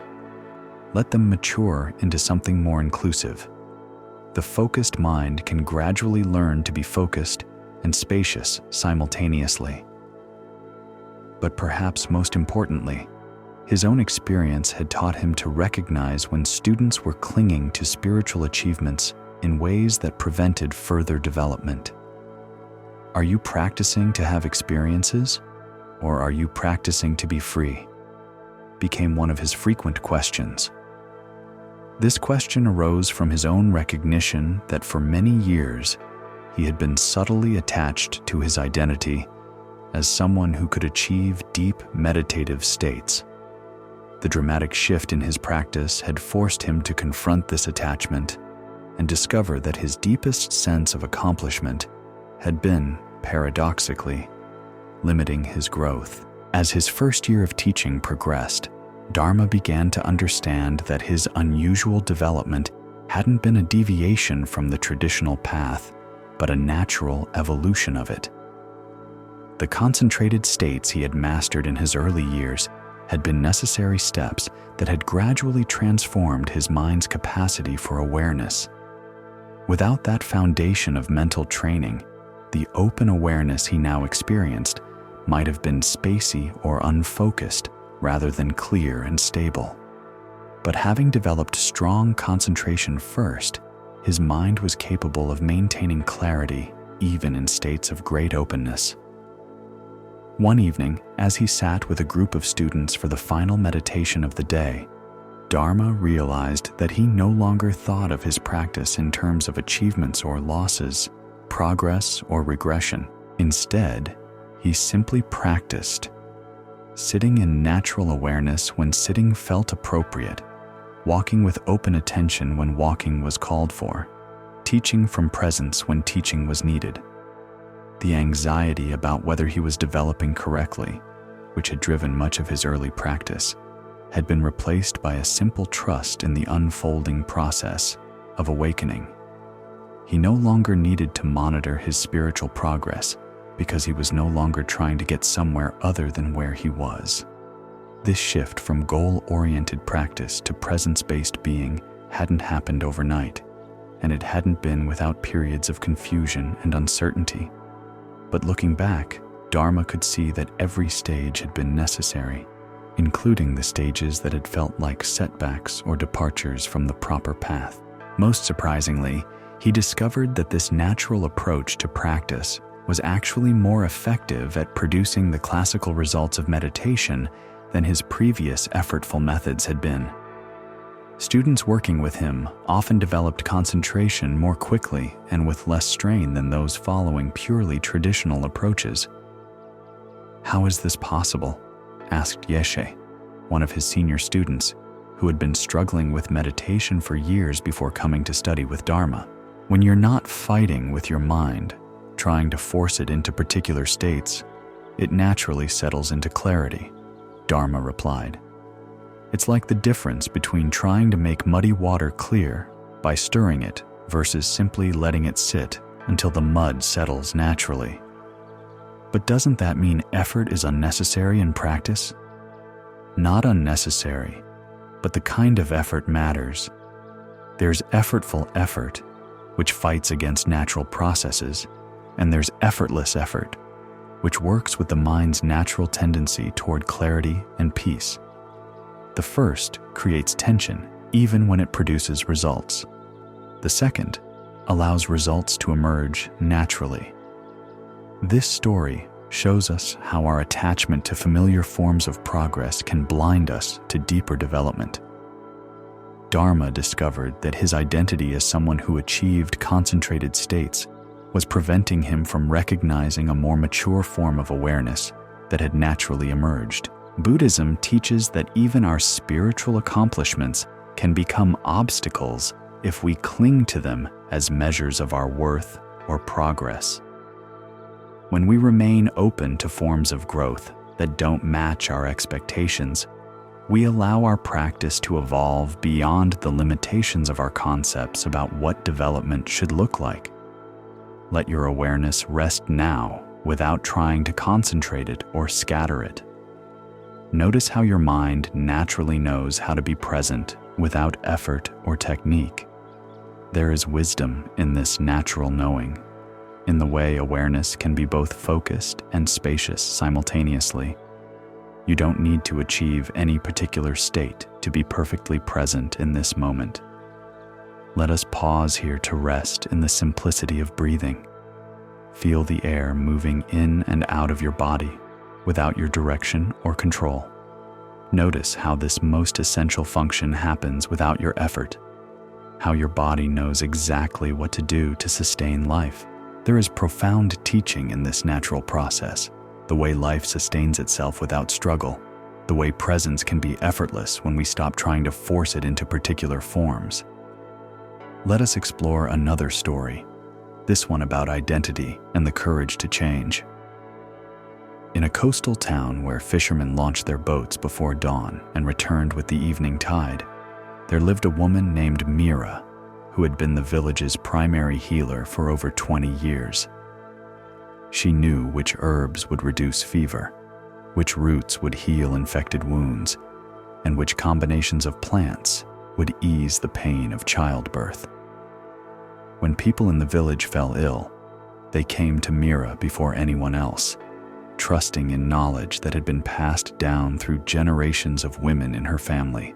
Mira's small house sat at the edge of the village, surrounded by carefully tended gardens where she grew the medicinal plants that formed the foundation of her practice. Shelves along her walls held clay jars filled with dried leaves, ground bark, and prepared tinctures, each labeled in her careful handwriting and organized according to principles her grandmother had taught her.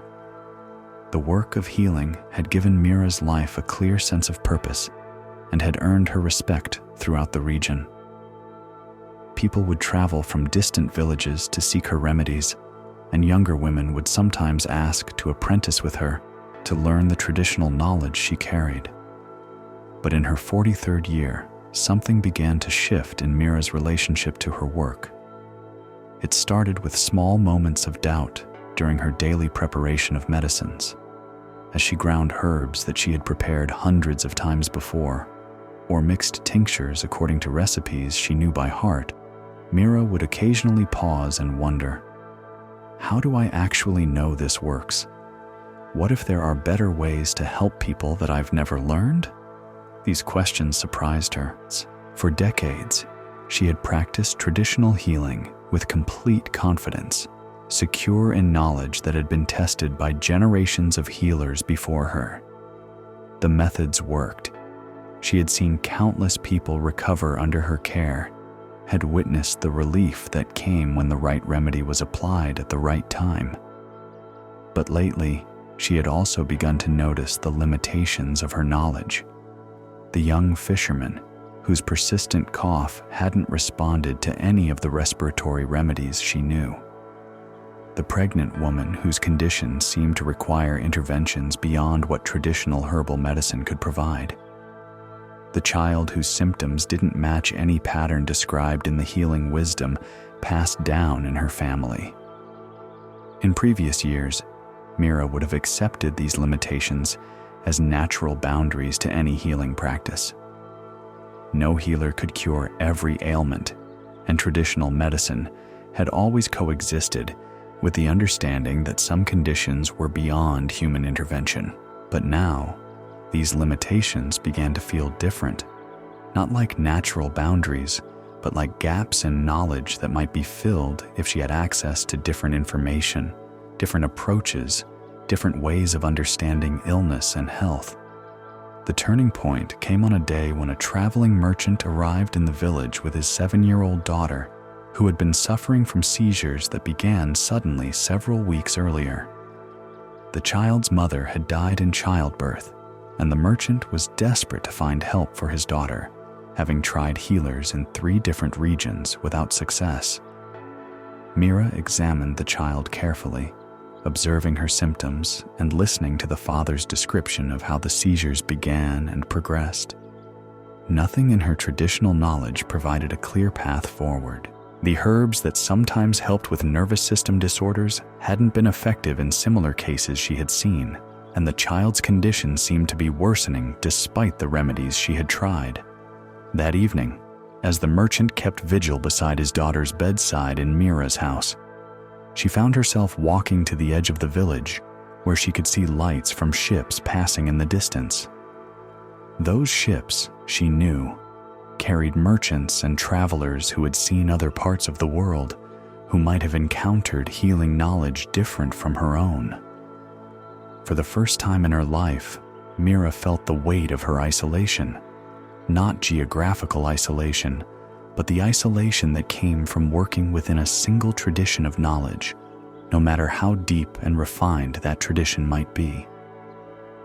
The next morning brought news that changed everything. A ship had arrived in the harbor carrying a physician trained in the medical schools of the capital city. The physician was traveling to establish a clinic in a larger coastal town, but had stopped for supplies and would be in port for 2 days. Without fully understanding her own motivation, Mira made a decision that would have seemed impossible just weeks earlier. She asked the merchant if he would be willing to take his daughter to see this physician, and when he agreed, she offered to accompany them. The physician, Dr. Ananda, examined the child with methods completely unfamiliar to Meera. She used instruments Meera had never seen, asked questions that followed a different logic from traditional diagnosis, and seemed to understand the child's condition in terms of concepts that didn't exist in herbal medicine. This appears to be a form of epilepsy that sometimes develops in children after head trauma, Dr. Ananda explained. Was your daughter injured in any way before the seizures began? The merchant thought carefully. She fell from a cart about a month ago and hit her head on a rock, but she seemed fine afterward. No bleeding, no obvious harm. Head injuries can sometimes cause seizures even when there's no visible damage, the physician continued. There are treatments that can help control this condition, though they're different from the plant-based remedies used in traditional healing. Meera listened to this explanation with a mixture of fascination and humility. In all her years of training and practice, she had never learned to connect head injuries with seizures that developed weeks later. The traditional diagnostic methods she used, while sophisticated in their own way, didn't include this kind of systematic investigation of causation. Dr.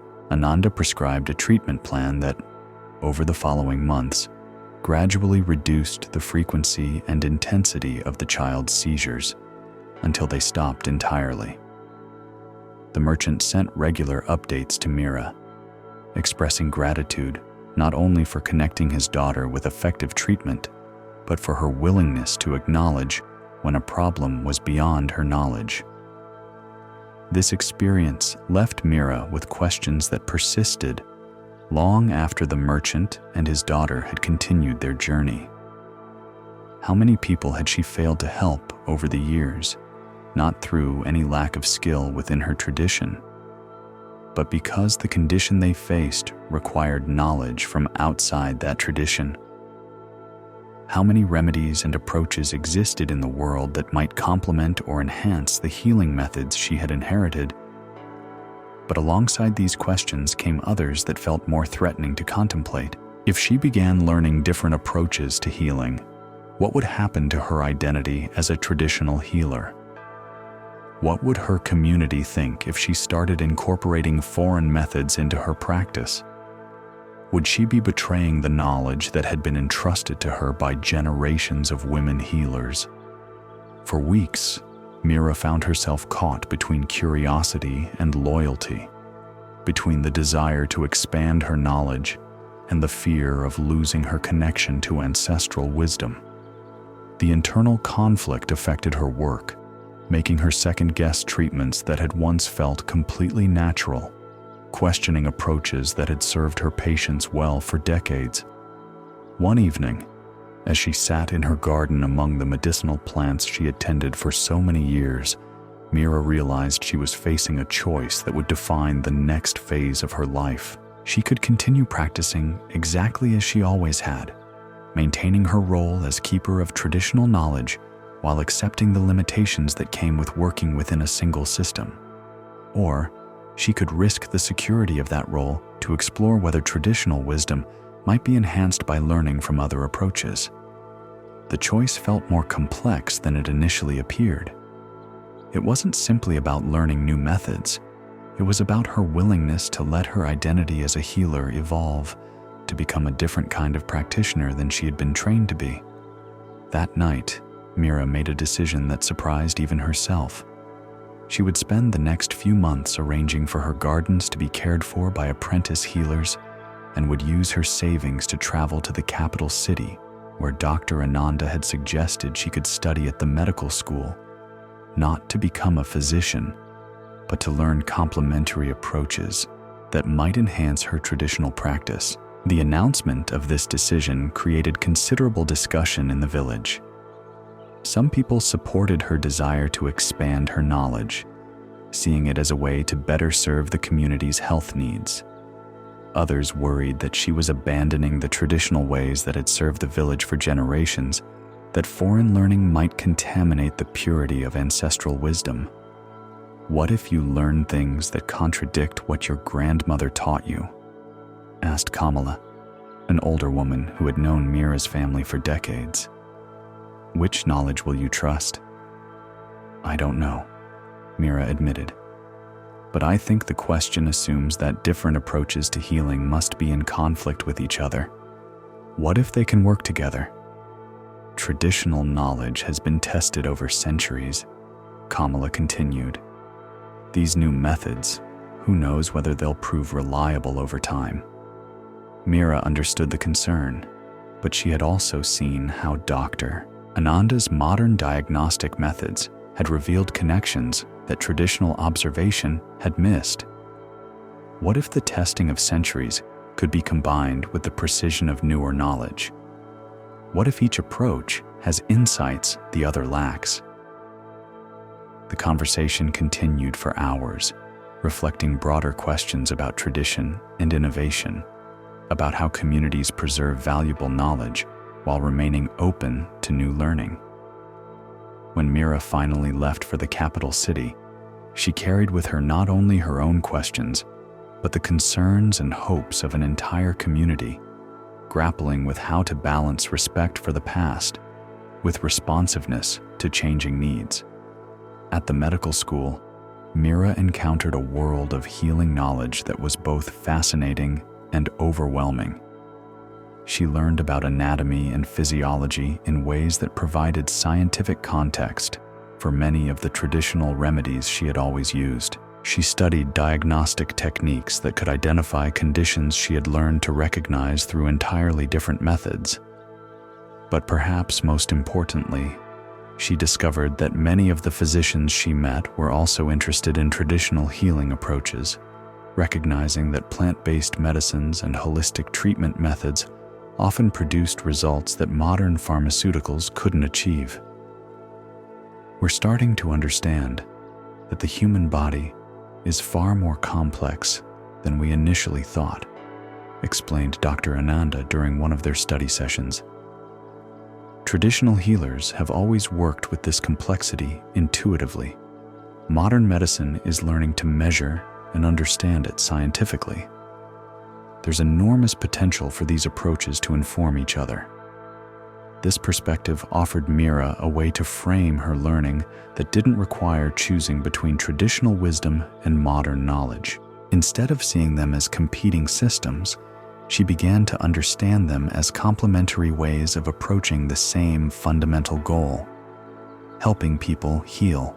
During her months of study, Mira developed skills in diagnosis that enhanced her ability to determine when traditional remedies would be most effective and when patients might benefit from modern medical intervention. She learned to recognize serious conditions that required immediate modern treatment and minor ailments where traditional remedies were perfectly adequate. But perhaps most significantly, her exposure to different approaches deepened her appreciation for the sophistication of traditional healing methods. Studying the scientific basis for why certain plants produce specific effects gave her greater confidence in remedies she'd previously used based on inherited knowledge alone. When she returned to her village after 6 months of study, Mira brought with her not a replacement for traditional healing, but an expansion of it.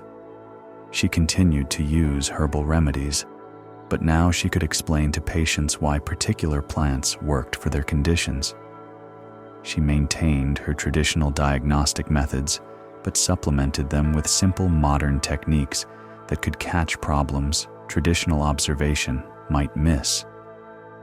Most importantly, she had developed the ability to recognize when a patient's needs exceeded what she could provide and to refer them to appropriate modern medical care when necessary. This integrated approach initially met with mixed reactions from the community.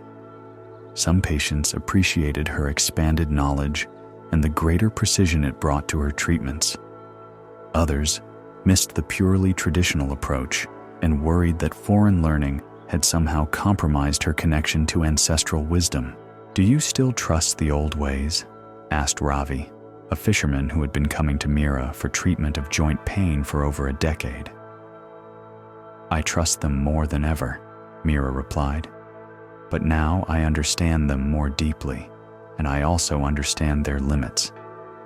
When your joint pain responds well to the warming herbs we've always used, I can explain why those herbs work and feel confident they're the best treatment. When someone comes with symptoms that traditional remedies can't address, I can recognize that and help them find appropriate care." "So you haven't abandoned traditional healing?"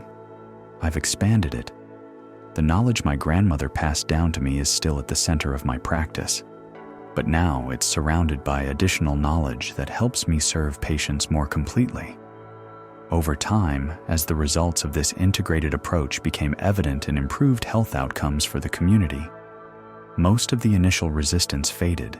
People began to appreciate having a healer who could work skillfully within traditional methods, while also knowing when different approaches were needed. Other traditional healers from neighboring villages began to visit Mira, curious about how she had managed to expand her knowledge without losing her roots in ancestral wisdom. Some expressed interest in similar training, while others remained committed to purely traditional practice. "There's no single right way to be a healer," Mira would tell them. "What matters is serving patients as effectively as possible. For some healers, that means maintaining complete dedication to traditional methods. For others, it might mean integrating different approaches. The key is being honest about what you can and can't provide." But the real test of Mira's new approach came one evening when a young mother brought her infant daughter, who had been suffering from persistent respiratory problems that weren't responding to any traditional treatments. Mira's expanded diagnostic skills allowed her to recognize signs of a serious lung condition that required immediate modern medical intervention. She was able to arrange emergency transport to the regional hospital, where physicians confirmed her assessment and provided treatment that likely saved the child's life. "In the old days," the child's grandmother said later, "Mira would have done everything possible with traditional remedies, and we would have accepted whatever outcome resulted. Now she can still use traditional methods when they're appropriate, but she also knows when something else is needed. This seems like wisdom, not betrayal." This story shows us how loyalty to valuable traditions can sometimes prevent necessary growth. Mira discovered that her identity as a traditional healer had become so fixed that it was limiting her ability to serve people effectively. Buddhism teaches about the middle way between clinging to old forms and abandoning them entirely. When we remain open to learning that enhances rather than replaces our deepest values, we can grow without losing our essential nature. Rest here in the space between tradition and innovation, between preserving wisdom and remaining open to new learning. Feel how your breathing continues its ancient rhythm while adapting moment by moment to your body's changing needs. There is teaching in this natural balance between consistency and responsiveness. Let us explore one final story about the hidden costs of our choices. In a region where monsoons brought months of heavy rain followed by months of drought, there lived a farmer named Kiran who had inherited land that had been worked by his family for 5 generations. The rice paddies and vegetable plots had supported not only his ancestors, but also much of the surrounding community, providing steady harvests through careful attention to seasonal cycles and traditional farming methods. Kiran was known throughout the district as a skilled and reliable farmer who understood the rhythms of rainfall and soil, who could predict weather patterns based on subtle signs others missed, and who produced consistent crops even in difficult years. His success came not from modern techniques, but from deep knowledge of his specific land and climate, wisdom accumulated over generations of careful observation. For 15 years after taking over the farm from his father, Kiran had continued the same practices that had served his family well. He planted according to ancestral timing, rotated crops using patterns developed over decades, and maintained soil fertility through composting and natural methods that required no external inputs. This approach had sustained both his family and the community that depended on his harvests. Local families bought rice from his paddies, vegetables from his plots, and occasionally sought his advice about their own small gardens. The rhythms of farming had given structure not only to his own life, but to the lives of many others who planned their year around his planting and harvest seasons. But in his 16th year of farming, changes began that would challenge everything Kieran thought he understood about working the land. The first sign was subtle, a shift in rainfall patterns that didn't match the seasonal cycles he had learned to expect. The early monsoons came 3 weeks late, followed by periods of intense rain that alternated with unexpected dry spells. The careful timing of planting that had worked for generations suddenly seemed unreliable as weather became less predictable. Initially, Kieran adjusted as farmers always had, using traditional methods for coping with unusual weather. He planted different varieties of rice that could tolerate more variable moisture, shifted some crops to different fields with better drainage, and drew on the accumulated wisdom of dealing with difficult seasons.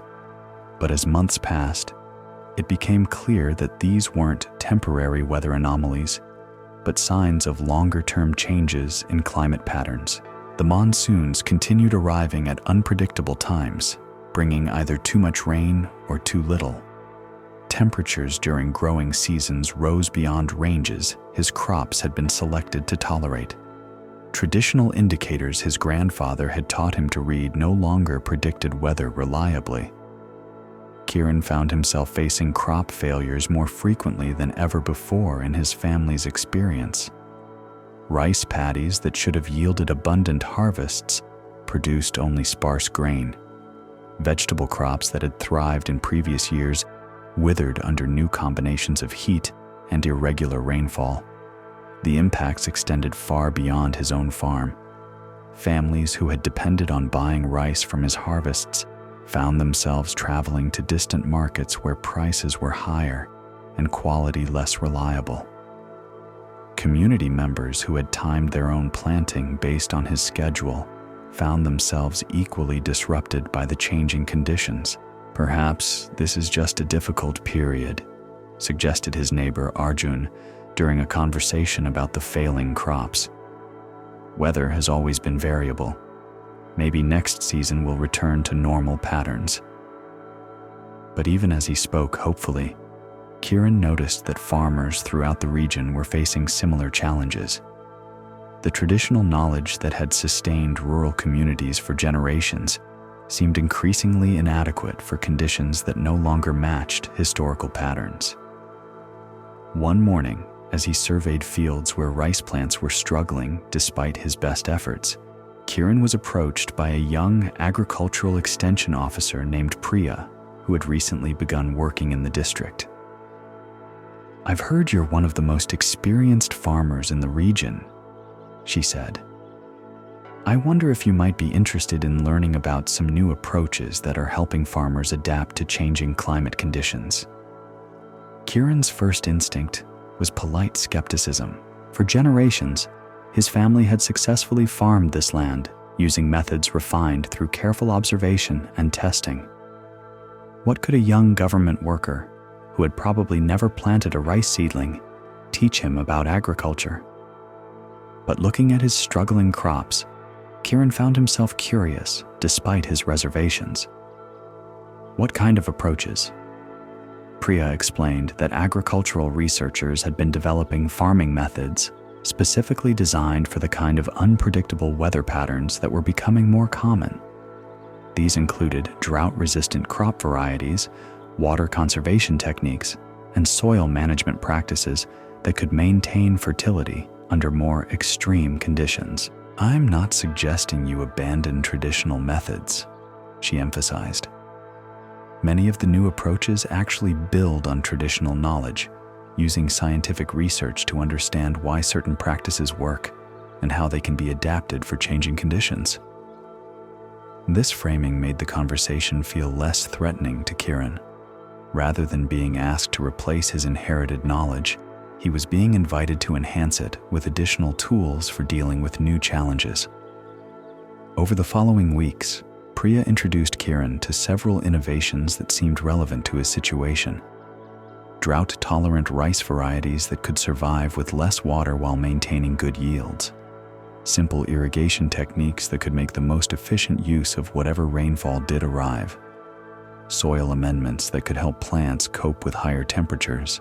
But perhaps most intriguingly, she showed him research that explained the scientific basis for many traditional farming practices his family had always used, helping him understand why certain approaches worked and how they might be modified for new conditions. Your grandfather's practice of planting multiple varieties of rice in different parts of the same field wasn't just traditional wisdom, Priya explained. It was sophisticated risk management that ensured some crops would survive even if others failed. Now, we can use similar principles, but with varieties specifically bred for the climate conditions we're experiencing. This integration of traditional wisdom with modern adaptation appealed to Kieran more than approaches that would have required abandoning his ancestral methods entirely. He began experimenting with small plots, testing new varieties and techniques, while continuing to use traditional approaches in most of his fields. The results were encouraging, but also sobering. The adapted methods did produce better yields under the new climate conditions than his traditional approaches alone. However, they also required investments in new seeds, different tools, and modified irrigation systems that strained his financial resources. More challenging still, the new approaches required different kinds of knowledge and skills. Where traditional farming had relied primarily on observation and accumulated wisdom, climate-adapted agriculture required understanding scientific principles, keeping records of results, and making systematic comparisons between different approaches. Kieran found himself spending evenings reading agricultural bulletins, attending workshops on new farming techniques, and consulting with other farmers who were also experimenting with adaptation strategies. The rhythms of farming life that had been shaped primarily by seasonal cycles now included regular engagement with information and training that had no precedent in his family's experience. "Are you still a traditional farmer?" asked his uncle Mohan during a family gathering where Kieran was explaining some of the new methods he was testing. The question struck Kieran as both important and difficult to answer. "I'm farming the same land our family has always farmed, trying to grow the same crops, serving the same community," he said finally. "But I'm using different methods because the conditions have changed. Am I still traditional, or have I become something else? Does it matter what you call yourself if the methods work?" "I think it does matter," Kieran replied. "Not for pride, but for understanding.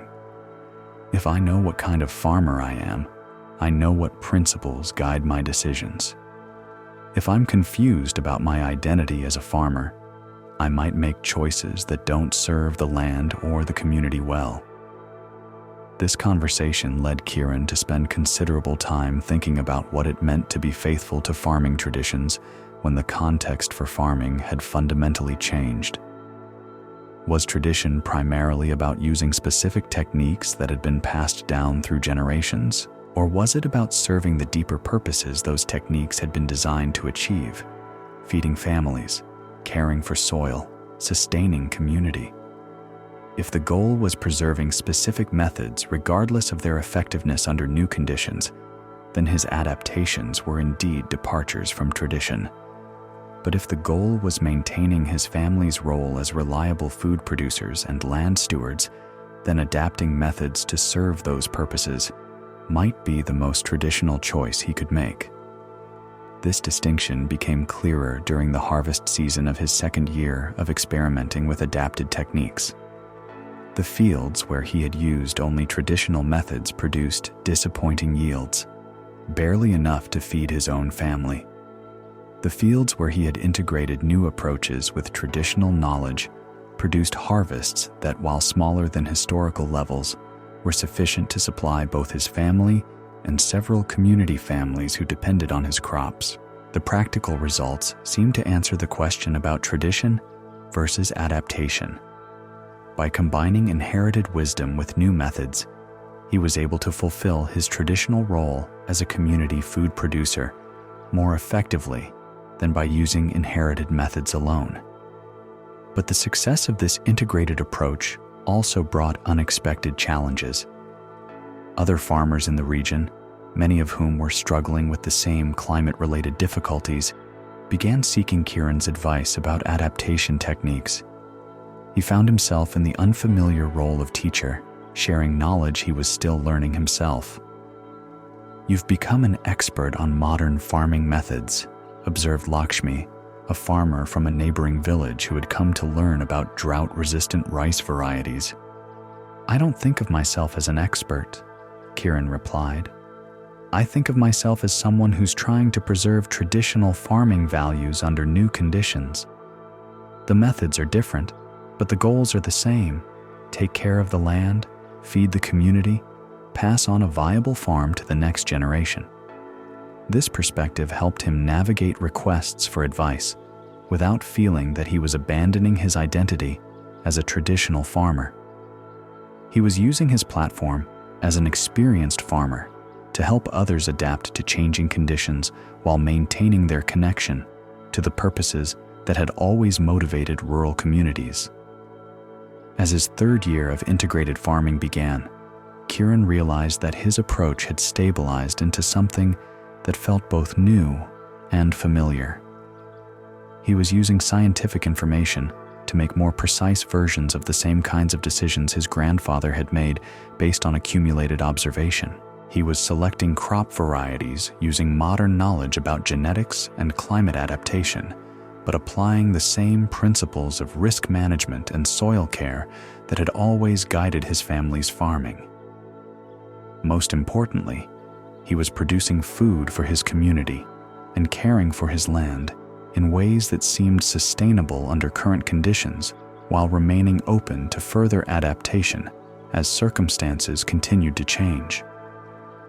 "You've found a way to be both traditional and innovative," observed Priya during one of her visits to assess how the adaptation techniques were working. "I've found a way to serve traditional purposes using whatever methods work best," Kieran corrected. "The innovation is in service of tradition, not instead of it." This story shows us how preserving deeper values sometimes requires changing surface methods. Kieran discovered that his attachment to specific farming techniques was preventing him from serving the underlying purposes those techniques had been designed to fulfill. Buddhism teaches that true fidelity to tradition lies in understanding its essential spirit rather than clinging to its particular forms. When we remain connected to our deepest purposes while staying flexible about methods, we can adapt to changing circumstances without losing our essential nature. Let your body rest deeper now, feeling how adaptation and preservation can coexist naturally. Notice how your breathing adjusts moment by moment to your body's needs while maintaining its essential rhythm. There is wisdom in this natural flexibility that serves constant purposes. We have traveled through many stories tonight, each revealing how our well-intentioned choices can carry hidden costs. We met Harsh, who searched so carefully for the perfect place to dig that he never went deep enough to find water. We saw Priya learn that generosity without boundaries becomes a prison for both giver and receiver. Anjali discovered how comparison can steal the joy from our natural gifts, while Dharma found that spiritual progress sometimes means letting go of familiar achievements. Meera showed us how expanding our knowledge can deepen rather than betray our traditions, and Kiran revealed how adapting our methods can serve our deepest purposes. All of these teachings point to the same fundamental truth, that wisdom lies not in perfection, but in the willingness to see clearly what our choices actually create. Buddhism calls this right understanding, the ability to perceive the true consequences of our actions rather than the consequences we hope for or imagine. When we dig many shallow holes instead of one deep well, we mistake motion for progress. When we give from guilt rather than genuine care, we corrupt the kindness we're trying to express.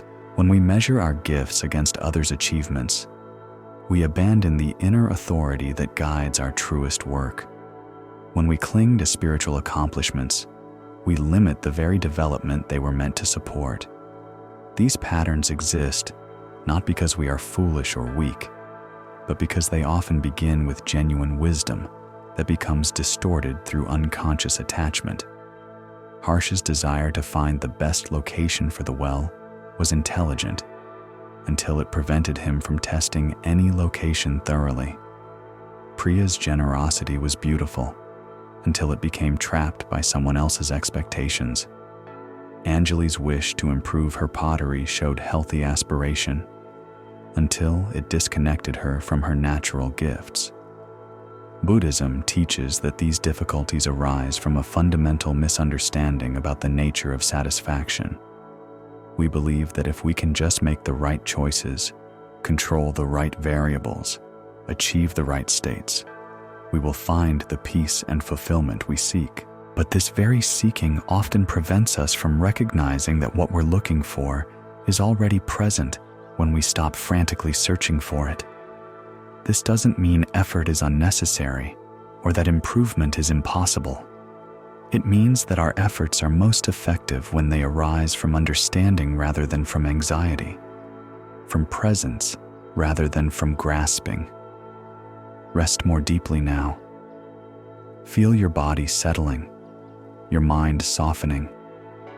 There is nothing you need to achieve through this listening, no insight you must grasp, no wisdom you have to remember. Simply allow these teachings to move through your awareness like water through earth, nourishing whatever is ready to grow. Let us explore another story about the subtle ways we create our own difficulties while trying to solve them.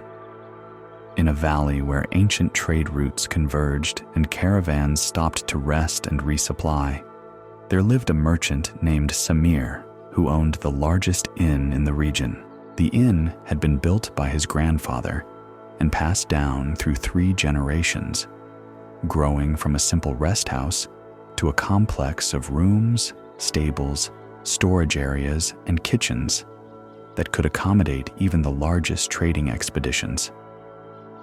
Samir took great pride in the inn's reputation for hospitality and reliability. Travelers would plan their journeys specifically to include stops at his establishment, knowing they could count on clean rooms, good food, secure storage for their goods, and fair prices for all services. This reputation had made the inn prosperous and had established Samir as one of the most respected business owners in the valley. The success of the inn came not just from its size or location, but from Samir's personal attention to every aspect of its operation. He knew the names of regular guests, remembered their preferences for rooms and meals, and often stayed up late to ensure that large caravans had everything they needed for comfortable stays. This personal touch had created a loyal clientele who not only returned regularly, but recommended the inn to other travelers. Merchants would tell their colleagues that Samir's place was worth the slight detour from the most direct trade routes because of the quality of service and the peace of mind that came from staying there. For years, this approach had served both Samir and his guests well. The inn operated at nearly full capacity most of the year, provided employment for dozens of local families, and contributed significantly to the valley's economy while maintaining the personal atmosphere that made it special. But as trade in the region increased, and more merchants began using the routes that passed through the valley, Samir found himself facing a dilemma he had never anticipated. The demand for rooms at his inn had begun to exceed his capacity on most nights. Travelers who had counted on staying there would arrive to find no available accommodations, forcing them to seek lodging in smaller, less reliable establishments, or to camp outdoors, despite having the means to pay for proper rooms. Regular guests who had been patronizing the inn for years expressed frustration that they could no longer assume space would be available. New travelers, having heard recommendations about the inn, would arrive with expectations that Samir found increasingly difficult to meet. "Perhaps it's time to expand," suggested his wife Neela one evening as they discussed another day of turning away potential guests. "We could add another wing, increase the number of rooms, maybe expand the stables as well." The suggestion made practical sense. The inn was profitable, there was clearly demand for additional capacity, and Samir had the resources to finance an expansion that would allow him to serve more travelers while increasing his income. But something about the idea made Samir hesitate in ways he couldn't immediately articulate. "It's not just about building more rooms," he said finally. "Right now, I can personally greet every guest, check on their needs, make sure everything is to their satisfaction. If we double the size of the inn, I won't be able to maintain that level of personal attention." "You could hire more staff," Neela pointed out. "Train them to provide the same quality of service." "But it wouldn't be the same. Part of what guests value is dealing directly with the owner, knowing that their concerns will be addressed immediately and personally. If I'm managing a much larger operation, I'll have to delegate much of that personal contact to employees." This conversation continued over several weeks as the pressure to expand mounted. More travelers were being turned away each night, and Samir could see the disappointment in their faces when he explained that no rooms were available. Some expressed frustration that such a well-regarded inn couldn't accommodate their needs, suggesting that perhaps its reputation exceeded its actual capacity. The turning point came when Rashid, a spice merchant who had been staying at the inn twice a year for over a decade, was forced to find lodging elsewhere because no rooms were available during a particularly busy week. "Samir," Rashid said the next morning when he stopped by for breakfast, "I understand that business is good, but this situation is becoming problematic. I've been recommending your inn to colleagues for years because I could count on it being available when I needed it. If I can't rely on that anymore, I'll have to start making other arrangements." The comment stung because Samir recognized its fairness. Rashid had been loyal to the inn for years, had sent other customers, and deserved to be accommodated.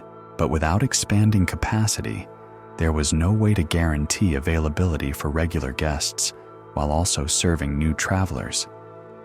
That evening, Samir made the decision to begin planning an expansion that would double the inn's capacity.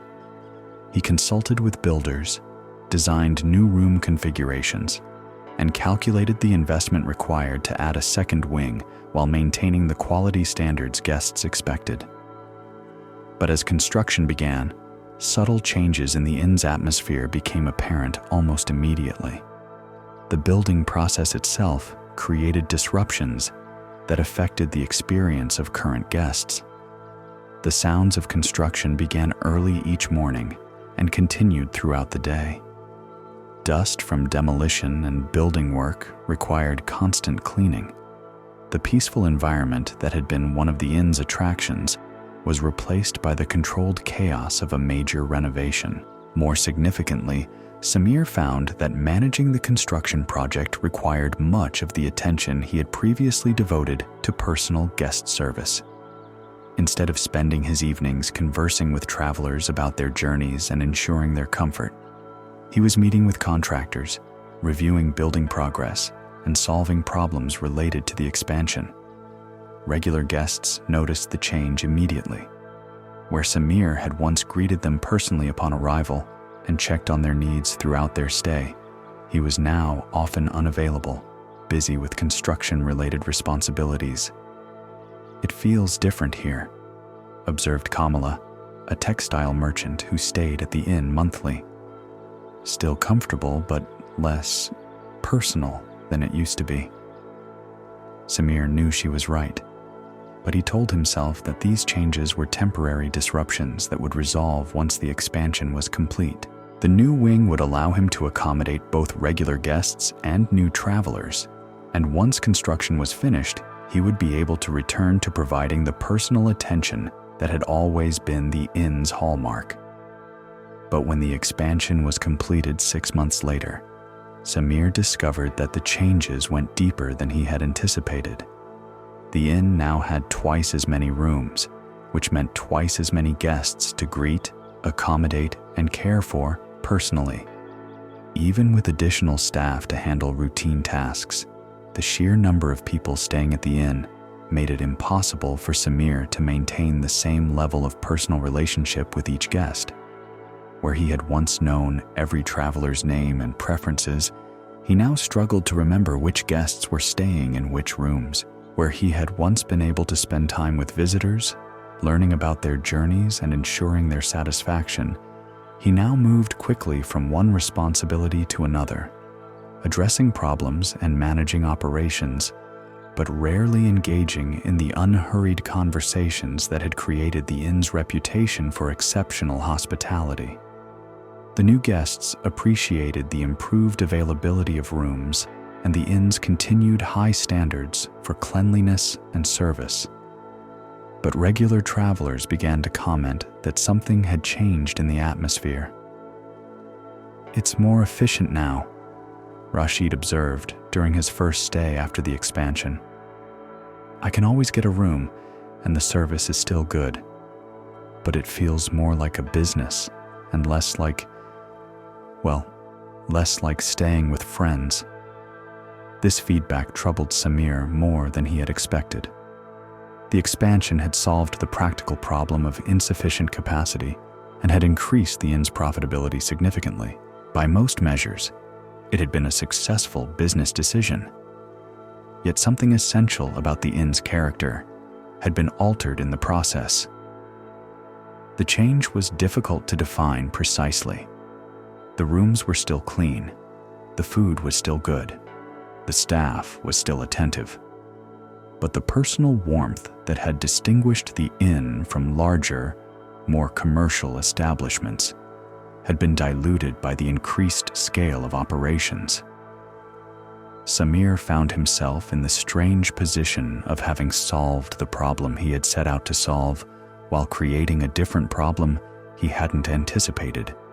He could now accommodate the demand for rooms, but he had compromised the intimate atmosphere that had created that demand in the first place. "Maybe this is just how successful businesses evolve," suggested his accountant when Samir expressed concerns about the changes. "You can't stay small forever if you want to grow. At some point, personal service has to be replaced by professional service." But Samir wasn't convinced that this transition was inevitable or desirable. The inn had been successful precisely because it offered something different from larger, more impersonal establishments. By becoming more like those establishments in order to compete with their capacity, had he lost the very quality that had set his inn apart? The question became more pressing as months passed and the pattern of guest feedback remained consistent. New travelers were satisfied with the accommodations and service. But longtime guests expressed varying degrees of disappointment that the inn no longer felt like the special place they remembered. Some regular guests began staying at the inn less frequently, choosing smaller establishments that reminded them of what Samir's place had been like before the expansion. Others continued staying there for practical reasons, but mentioned that they missed the more personal atmosphere of earlier years. One evening, as Samir walked through the expanded inn checking on guests and operations, he found himself feeling like a manager rather than a host. The building was full, the business was profitable, and the service was running smoothly. Yet he felt less connected to the work and less satisfied with the daily experience of running the inn than he had when it was smaller. Standing in the courtyard between the original building and the new wing, Samir tried to identify exactly what had been lost in the expansion. The physical amenities were better than ever. The staff was larger and more specialized. The inn could serve more travelers and generate more income, but the relationships between host and guests, which had been the heart of the inn's appeal, had necessarily become more formal and brief. There simply wasn't time for Samir to develop personal connections with twice as many guests, and the increased operational complexity of the larger inn required more of his attention to be focused on management rather than hospitality. It was then that he realized the fundamental dilemma he had unknowingly created. He had expanded the inn's capacity to serve more people, but in doing so, had reduced his capacity to serve each person well in the way that had made the inn special. The expansion had been a rational response to increased demand, but it had changed the essential character of what people were demanding. Guests hadn't just wanted rooms at his inn. They had wanted the experience of staying at a small, personally managed establishment where the owner knew their names and cared about their comfort. By providing more of what he thought people wanted, more rooms, more capacity, more availability, he had inadvertently provided less of what they had actually valued most. This recognition left Samir with a choice he had never expected to face. He could accept that successful growth required sacrificing the personal qualities that had originally created success, embracing the role of professional inn manager rather than personal host. Or he could find ways to preserve the essential character of the inn, even if it meant accepting certain limitations on growth and capacity. The decision felt more complex than a simple business choice. It was about what kind of work brought him satisfaction, what kind of relationships he wanted with his guests, and what kind of establishment he wanted to pass on to his children. But it was also about serving his community and his guests in the way that would benefit them most. Would they be better served by an inn that could accommodate more travelers but with less personal attention, or by an inn that maintained its intimate character even if it meant turning some people away? As Samir considered these questions, he began to see that the choice between expansion and intimacy wasn't necessarily permanent. Perhaps there were ways to grow that enhanced, rather than compromised, the inn's essential character. Perhaps the problem wasn't with expansion itself, but with the particular kind of expansion he had chosen.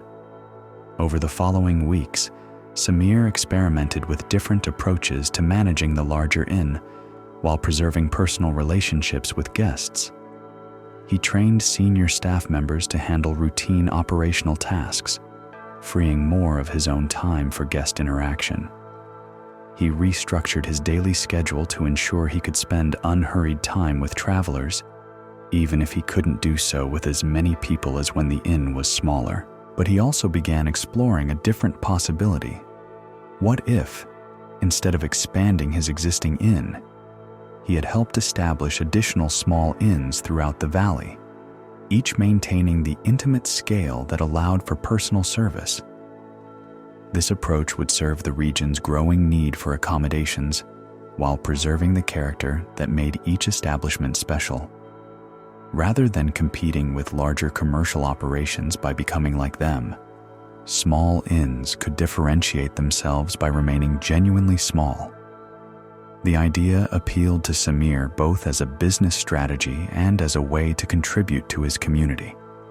Instead of concentrating all the valley's hospitality services in one large establishment, a network of smaller inns could provide more diverse options for travelers while creating opportunities for other local families to enter the hospitality business. This story shows us how solving problems at the wrong level can create new difficulties while destroying what we were trying to preserve. Samir discovered that his desire to accommodate more guests had led him to compromise the very qualities that made guests want to stay with him. Buddhism teaches about the importance of understanding what we truly value before making changes to serve those values. When we respond to external pressures without examining our deeper purposes, we often solve immediate problems while creating more fundamental ones. Let your breathing slow and deepen now. Feel how your body naturally knows the right capacity for each breath, not too shallow, not too deep, but exactly what's needed in this moment. There is wisdom in this natural sense of appropriate scale, this organic understanding of how much is enough. Let us explore another story about the hidden costs of our choices. This one about perfection and the paralyzing pursuit of flawless outcomes. In a mountain town where artisans were known for their skill in working with precious metals, there lived a silversmith named Asha, who had learned her craft from her uncle, a master metalworker whose jewelry was sought after by wealthy families throughout the region. Asha had shown exceptional talent from her earliest apprentice days, with hands that seemed to understand silver intuitively, and an eye for proportion that allowed her to create pieces of unusual beauty and elegance. For the first 5 years after completing her training, Asha had worked with confidence and joy, producing rings, necklaces, and ceremonial objects that earned praise from customers and fellow artisans alike. Her pieces combined technical skill with an artistic sensibility that made even simple designs feel special and distinctive. The work brought Asha deep satisfaction. Each morning, she would light the forge in her small workshop, lay out her tools with ritual care, and lose herself completely in the process of shaping metal. Whether she was forming a simple band or executing a complex filigree pattern, the hours would pass unnoticed as she focused entirely on the conversation between her hands and the silver. But in her 6th year of independent work, something shifted in Asha's relationship to her craft that would gradually transform both her art and her experience of creating. It began when she received a commission from a wealthy merchant family to create a necklace for their daughter's wedding, a piece that would be worn not only during the ceremony, but passed down through generations as a family heirloom. The commission represented both a significant financial opportunity and a chance for Asha's work to be seen by the influential families who would attend the wedding. "This piece needs to be perfect," the merchant's wife explained during their initial consultation.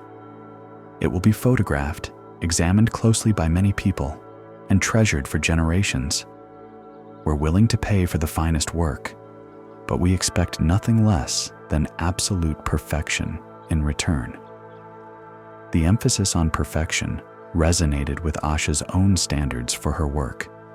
She had always strived to create the finest pieces possible, taking pride in precise execution and flawless finishing.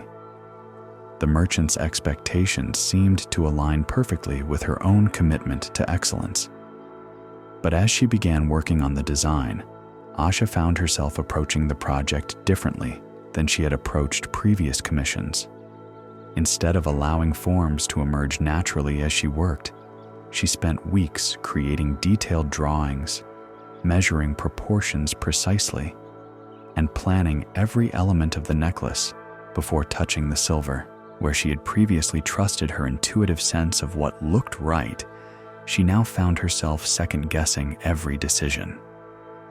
Was the curve of this element exactly the right radius? Would this joining technique be strong enough to last for generations? Did the spacing between decorative elements follow mathematical principles that would ensure lasting visual appeal? The planning phase, which had once taken a day or two, stretched into nearly a month as Asha refined and re-refined the design, seeking a level of perfection that would satisfy not only the clients, but also the critical examination she imagined the piece would receive from other artisans and wealthy collectors. When she finally began working with the silver itself, the hyper-awareness of perfection continued to affect her process. Each hammer stroke was considered carefully before being made. Each joining was examined under magnification and redone if it showed the slightest irregularity. Each surface was polished and repolished until it achieved a flawlessness that exceeded anything she had previously attempted. The level of attention to detail was extraordinary, but it came at a cost that Asha didn't initially recognize. The meditative flow that had always characterized her best work was replaced by constant self-monitoring and correction. Instead of losing herself in the rhythm of creation, she remained hyper-conscious of every action, evaluating each step for potential flaws. Where the work had once felt like play, serious play, but play nonetheless, it now felt like high-stakes performance, with no room for the experimental spontaneity that had previously led to her most innovative techniques and beautiful effects. The necklace, when finally completed after 3 months of intensive work, was indeed technically perfect. Every surface was flawlessly smooth, every joint was invisible, every proportion was mathematically precise. The piece demonstrated mastery of traditional techniques combined with innovative design elements that showed Asha's artistic maturity. The client family was delighted with the result, praising both the beauty and the obvious skill evident in every detail.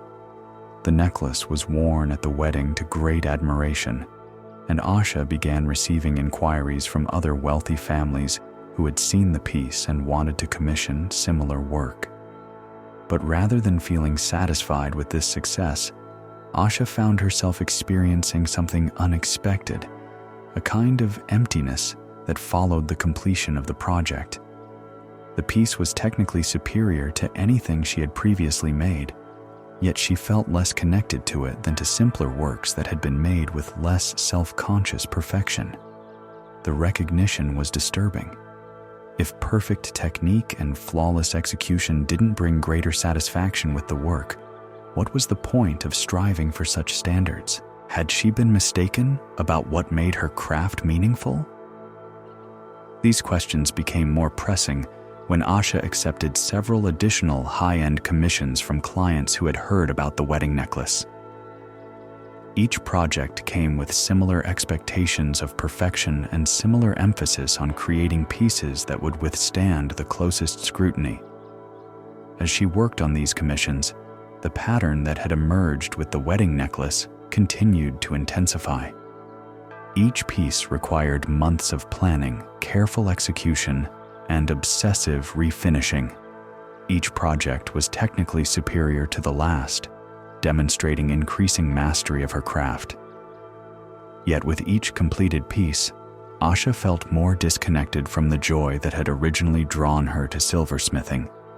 The work had become a demonstration of skill rather than an expression of creativity, a performance of perfection rather than an exploration of artistic possibility. More troubling still, she noticed that her pursuit of flawless execution was beginning to affect her willingness to attempt innovative techniques or experimental approaches.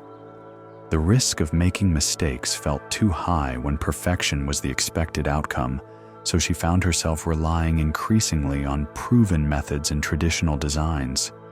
The irony was painful to recognize. Her commitment to excellence was leading her away from the creative risks that had previously produced her most excellent work. In trying to eliminate all possibility of failure, she was also eliminating the possibility of breakthrough discoveries.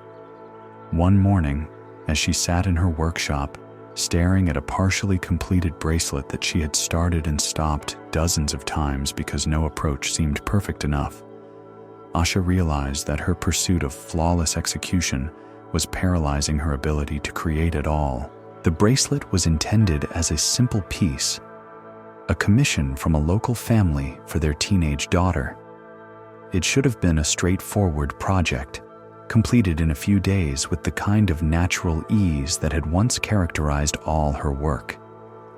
Instead, it had become a 3-week struggle with her own impossibly high standards as she rejected design after design for imagined flaws that no client would ever notice. Sitting in the morning light that streamed through her workshop windows, Asha tried to remember the last time she had felt genuinely excited about beginning a new piece. The answer troubled her. It had been months, perhaps longer. The anticipation and creative enthusiasm that had once made her eager to start each day's work had been replaced by anxiety about meeting perfectionist standards that seemed to grow more demanding with each project. That afternoon, instead of continuing to struggle with the bracelet, Asha did something she hadn't done in over a year. She set aside all commissioned work and decided to make a piece purely for her own pleasure, with no client expectations to satisfy and no one to please except herself. She chose a simple design, a pair of silver earrings with a traditional pattern she had learned as an apprentice. Nothing innovative or challenging, just basic silversmithing executed with whatever level of skill felt natural and enjoyable. As she began working, something remarkable happened. Without the pressure of creating perfection, her hands remembered their natural rhythm. The familiar meditative state that had been absent from her recent work gradually returned. She found herself absorbed in the process rather than monitoring the outcomes, present with the silver rather than anxious about the results. The earrings that emerged were not technically perfect. Under magnification, she could see small irregularities in the surface, slight variations in symmetry, minor imperfections that would have sent her back to the workbench during her recent perfectionist phase. But looking at the pieces as a whole, she saw something she had been missing in her flawless recent work: life, character, the subtle evidence of human hands engaged in creative work. The small imperfections didn't detract from the beauty of the earrings. They added to it, giving the pieces a warmth and authenticity that perfect execution somehow couldn't provide. More importantly, the process of making them had returned her to the state of flow and enjoyment that had originally drawn her to metalworking. For the first time in months, she felt truly satisfied with both the experience of creating and the results of her efforts. This recognition led to a period of serious reflection about what she had lost in her pursuit of technical perfection. The flawless pieces she had been producing were undoubtedly skillful demonstrations of her abilities, but they lacked the spontaneity and creative vitality that had made her earlier work distinctive. By eliminating all possibility of imperfection, she had also eliminated much of the humanity and artistic personality that gave her work its unique character. The pieces were perfect, but they were also somehow lifeless, impressive but not moving, technically accomplished but not emotionally engaging. The realization brought with it both relief and concern. Relief that she had identified what was missing from her recent work, but concern about how to maintain high standards while recovering the creative freedom that perfection-seeking had destroyed. Could she find a way to create work that was both excellent and alive, both skillful and spontaneous? Was it possible to satisfy demanding clients while preserving the artistic authenticity that made the work meaningful to create? This story shows us how the pursuit of perfection can become the enemy of excellence. Asha discovered that her desire to eliminate all flaws had eliminated the vitality and character that made her work truly valuable. Buddhism teaches about the middle way between carelessness and perfectionism, a path that seeks excellence while accepting the imperfections that are part of any authentic creative process. When we demand flawless outcomes, we often prevent ourselves from achieving the kind of alive, engaged work that serves both our own development and the needs of others. Rest deeper now, feeling how your own breathing is perfectly imperfect. Each breath slightly different from the last, each rhythm adapted to the moment's needs. There is profound teaching in this natural acceptance of variation within consistency. This organic understanding that life itself is excellent without being flawless. The next morning brought an unexpected visitor to Asha's workshop. An elderly woman she had never seen before stood in the doorway, examining the earrings Asha had made for herself the day before, which still lay on the workbench where she had left them. "These are beautiful," the woman said softly. "May I ask who made them?" "I did," Asha replied, feeling slightly embarrassed to be showing work that she considered imperfect. "They're just simple earrings, nothing special." The woman picked up one of the earrings and held it to the light, turning it slowly as she examined the craftsmanship. "Nothing special?" she asked, raising an eyebrow. "This is some of the most alive metalwork I've seen in years. There's a quality here that's rare in contemporary silversmithing." Asha looked at the earrings with fresh eyes, trying to see what the woman was observing. "But they're not perfect. If you look closely, you can see irregularities in the surface, small variations that make them beautiful," the woman interrupted gently. "Perfection is admirable in machines, child. In art created by human hands, it's the subtle variations that carry soul." The woman introduced herself as Kamala, a collector who had been acquiring fine metalwork for over 30 years and had developed relationships with artisans throughout the region. She had come to Asha's workshop on the recommendation of another silversmith who had spoken highly of her recent work. "I have seen some of your commissioned pieces," Kamala continued. "Technically flawless, undoubtedly skilled, but they feel contained somehow, controlled. These earrings have something those pieces lack. They feel like someone made them because they loved making them, not because they had to prove something." The observation struck Asha with unexpected force.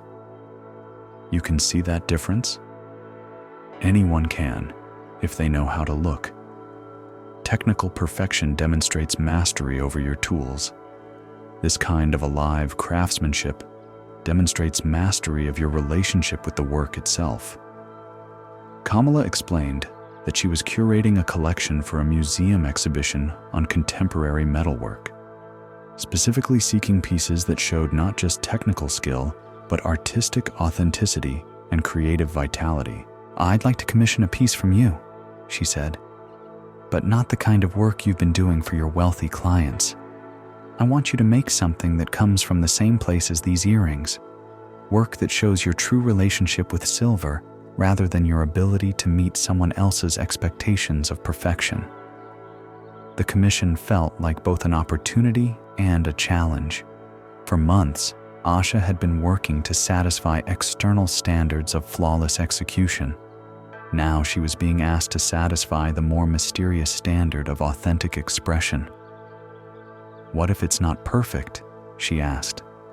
"What if it is?" Kamala replied. "What if your real perfection as an artisan has nothing to do with eliminating every surface irregularity and everything to do with creating work that carries your genuine creative spirit?"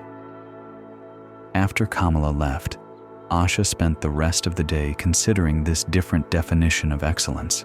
Could it be that her recent pursuit of technical perfection had actually been moving her away from the kind of excellence that mattered most in artistic work? Over the following weeks, as she began working on Kamala's commission, Asha experimented with returning to the more intuitive approach that had characterized her earlier work.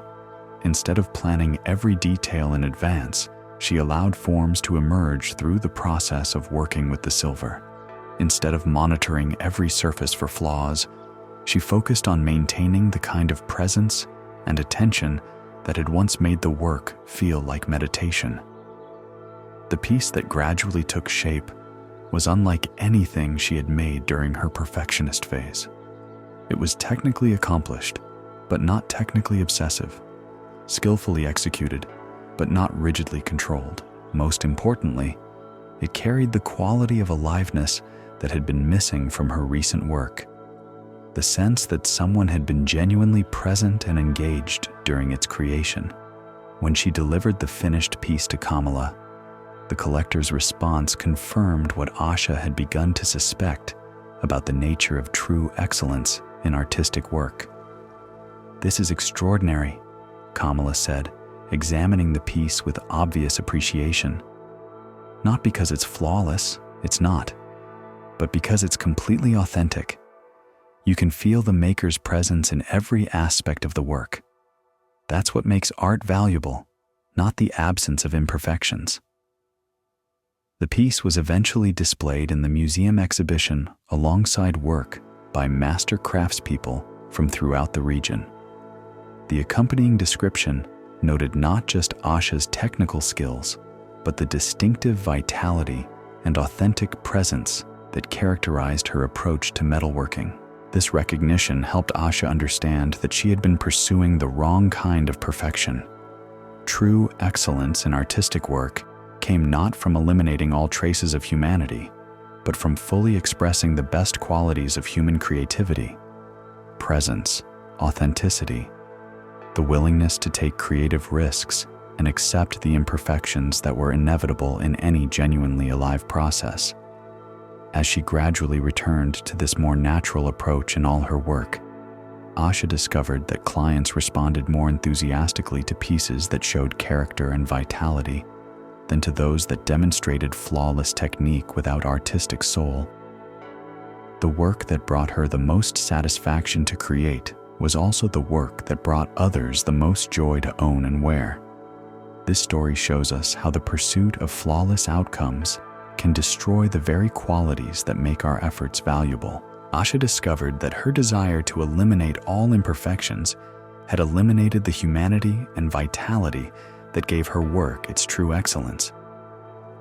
Buddhism teaches about accepting imperfection as part of the natural flow of life, understanding that our attempts to control outcomes completely often prevent the kind of authentic expression that serves both ourselves and others most deeply. When we work from presence rather than anxiety, from creative engagement rather than perfectionist control, we often achieve a more meaningful kind of excellence than technical perfection alone can provide. Take a gentle breath now and feel how your body naturally accepts its own imperfections while continuing to function with remarkable effectiveness. Notice how your heartbeat varies slightly with each pulse, how your breathing adjusts moment by moment to your needs. There is profound wisdom in this natural acceptance of variation within function, this organic understanding that life itself excels through flexibility rather than rigid consistency. Let us pause here for a moment, allowing these stories to settle like sediment in still water. We have journeyed through many examples of how our well-intentioned choices can create unexpected consequences, how our attempts to improve situations can sometimes move us away from what we truly value. We have seen Harsh dig many holes, but never deeply enough to find water, teaching us that constant searching can prevent us from discovering what we seek. We met Priya, who learned that generosity without boundaries becomes a burden for both giver and receiver. Anjali showed us how comparison steals the joy from our natural gifts, while Dharma discovered that even spiritual progress can be limited by attachment to familiar achievements. Mira revealed how preserving what we value sometimes requires changing our methods, and Kiran demonstrated how adapting to new conditions can serve our deepest purposes more effectively than clinging to old forms. Samir faced the challenge of growth that threatens the very qualities that made growth possible, while Asha learned that the pursuit of perfection can destroy the authenticity that makes work truly excellent. All of these teachings point toward a fundamental insight about the nature of wise action. Buddhism calls this the understanding of interdependence, the recognition that our choices always exist within webs of relationship and consequence that extend far beyond what we can see or control. When we make decisions based only on immediate goals without considering broader effects, we often create problems we never intended. When we pursue outcomes without examining the processes we use to achieve them, we may succeed in reaching our targets while losing something more valuable along the way. The deepest wisdom lies in understanding that what we want and how we go about getting it are not separate considerations. The means we use to achieve our ends inevitably become part of the ends themselves. Harsh's frantic searching for the perfect location became part of his experience of well digging, preventing him from finding the water he sought. Priya's anxious efforts to be perfectly kind corrupted the kindness she was trying to express. This doesn't mean we should avoid effort or abandon our aspirations. It means we need to bring awareness to the quality of energy we invest in pursuing what we want, recognizing that this quality of energy will be woven into whatever we eventually achieve. Rest deeper now. Feel your body completely supported, your mind softening like snow melting in warm sunlight. There is nothing you need to understand or remember from these stories. Like seeds planted in fertile ground, their teachings will grow in their own time, bearing fruit when the conditions are right. Let us explore one final story about the hidden costs of our choices, this one about presence and the courage to be genuinely where we are. In a city where life moved at the pace of commerce and ambition, where success was measured by visible achievement and social recognition, there lived a teacher named Dev, who worked at a school for children whose families had immigrated from rural villages seeking better opportunities in urban life. Dev had been drawn to this work, not by grand ideals about education, but by a simple recognition that these children, caught between the traditional world of their parents and the modern world of the city, needed guides who could understand both contexts and help them navigate the complex territory between them. For 7 years, Dev had found deep satisfaction in this work. He taught not just academic subjects, but helped children develop confidence in their ability to succeed in urban environments while maintaining connection to the wisdom and values of their rural heritage. His classroom had become a place where traditional stories were valued alongside modern knowledge, where success was defined broadly enough to include both material achievement and personal integrity. The children responded to this integrated approach with enthusiasm and remarkable progress. Many who had struggled in other educational settings found ways to excel when their full cultural identity was honored and incorporated into learning. Parents began specifically requesting that their children be placed in Dev's classes, and other teachers sought his advice about working with immigrant families. This success had brought Dev recognition within the school system and opportunities for advancement that he had never actively pursued. Administrators praised his innovative approaches. Education officials cited his work as a model for culturally responsive teaching, and he was invited to speak at conferences about his methods. But in his 8th year of teaching, the recognition began to create pressures that gradually changed his relationship to the work itself. It started when the school district asked Dev to document his teaching methods in a formal curriculum guide that could be used to train other teachers working with immigrant populations. The request made sense. His approaches were clearly effective, and sharing them more widely could benefit many more children. But as Dev began the process of systematizing his methods, he encountered an unexpected difficulty. Much of what made his teaching effective couldn't be easily reduced to reproducible techniques or step-by-step procedures. His ability to connect with students came not just from specific strategies, but from qualities of presence and attention that had developed through years of genuine engagement with each child as an individual. His skill at integrating traditional and modern perspectives arose not from following a formula, but from his own deep familiarity with both worlds and his intuitive sense of how to bridge them in ways that served each student's particular needs.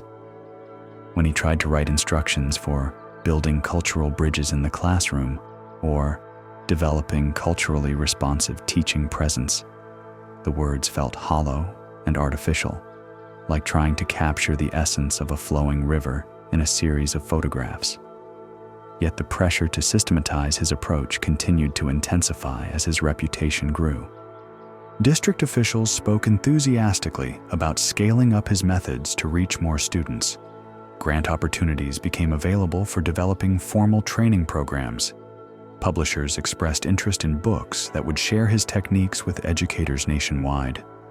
Each of these opportunities represented genuine possibilities to extend his positive impact beyond his single classroom. But each also required translating his organic, relationship-based approach into formats that could be mass-produced and widely distributed. As Dev began accepting some of these opportunities, subtle changes crept into his teaching that he didn't immediately recognize. Increasingly, he found himself thinking about his interactions with students not just as responses to their immediate needs, but as examples that might be useful for the training materials he was developing. When a particularly effective moment of teaching occurred, part of his attention would shift to analyzing what had happened so he could later document and replicate it. During parent conferences or difficult conversations with struggling students, he would sometimes find himself observing his own methods rather than being fully present with the people in front of him. The quality of attention that had once been completely focused on understanding and serving each child began to include a secondary layer of self-awareness and documentation. These changes were subtle, and Dev's teaching remained effective by external measures. His students continued to show strong academic progress. Parents remained grateful for his support, and colleagues still sought his guidance. But something in the fundamental quality of his presence in the classroom began to shift. Where he had once entered each day's teaching with complete openness to whatever would emerge in response to students' needs, he now carried awareness of being observed, evaluated, and held up as a model. Where his responses to challenging situations had once been entirely spontaneous and intuitive, they now included conscious consideration of whether his approaches would translate well to training materials.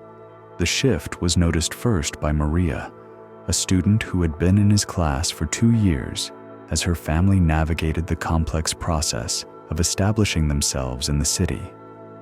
She was a perceptive girl who had learned to read adults carefully as a survival skill in environments where she often felt uncertain about cultural expectations.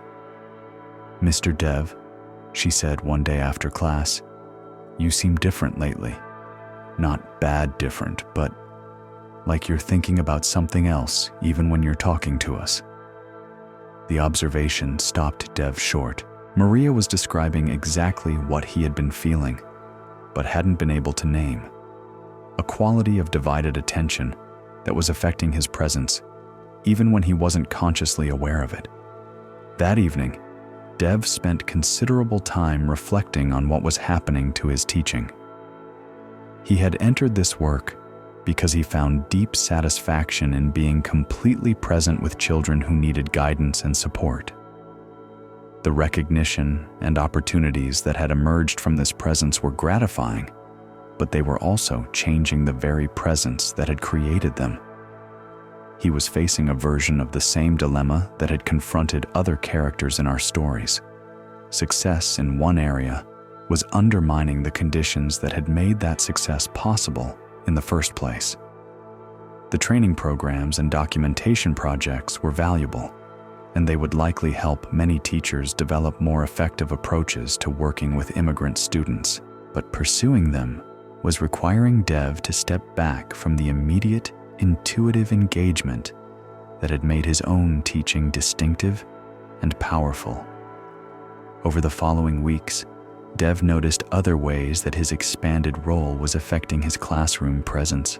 Preparation time that had once been devoted entirely to understanding his students' needs was now also used for working on curriculum guides and training materials. Mental energy that had once been completely available for responding to whatever emerged during the school day was now partially occupied with managing his growing reputation and the obligations that came with it. Most troubling, he began to see that his teaching was becoming more self-conscious and less spontaneous as he became increasingly aware of being watched as a model for other educators. The natural responsiveness that had once characterized his interactions with students was being replaced by a more careful, deliberate approach that considered how each response would look to observers and how it might be translated into reproducible methods. The irony was painful to recognize. The more successful he became at sharing his teaching approaches, the less naturally those approaches flowed from him in actual classroom situations.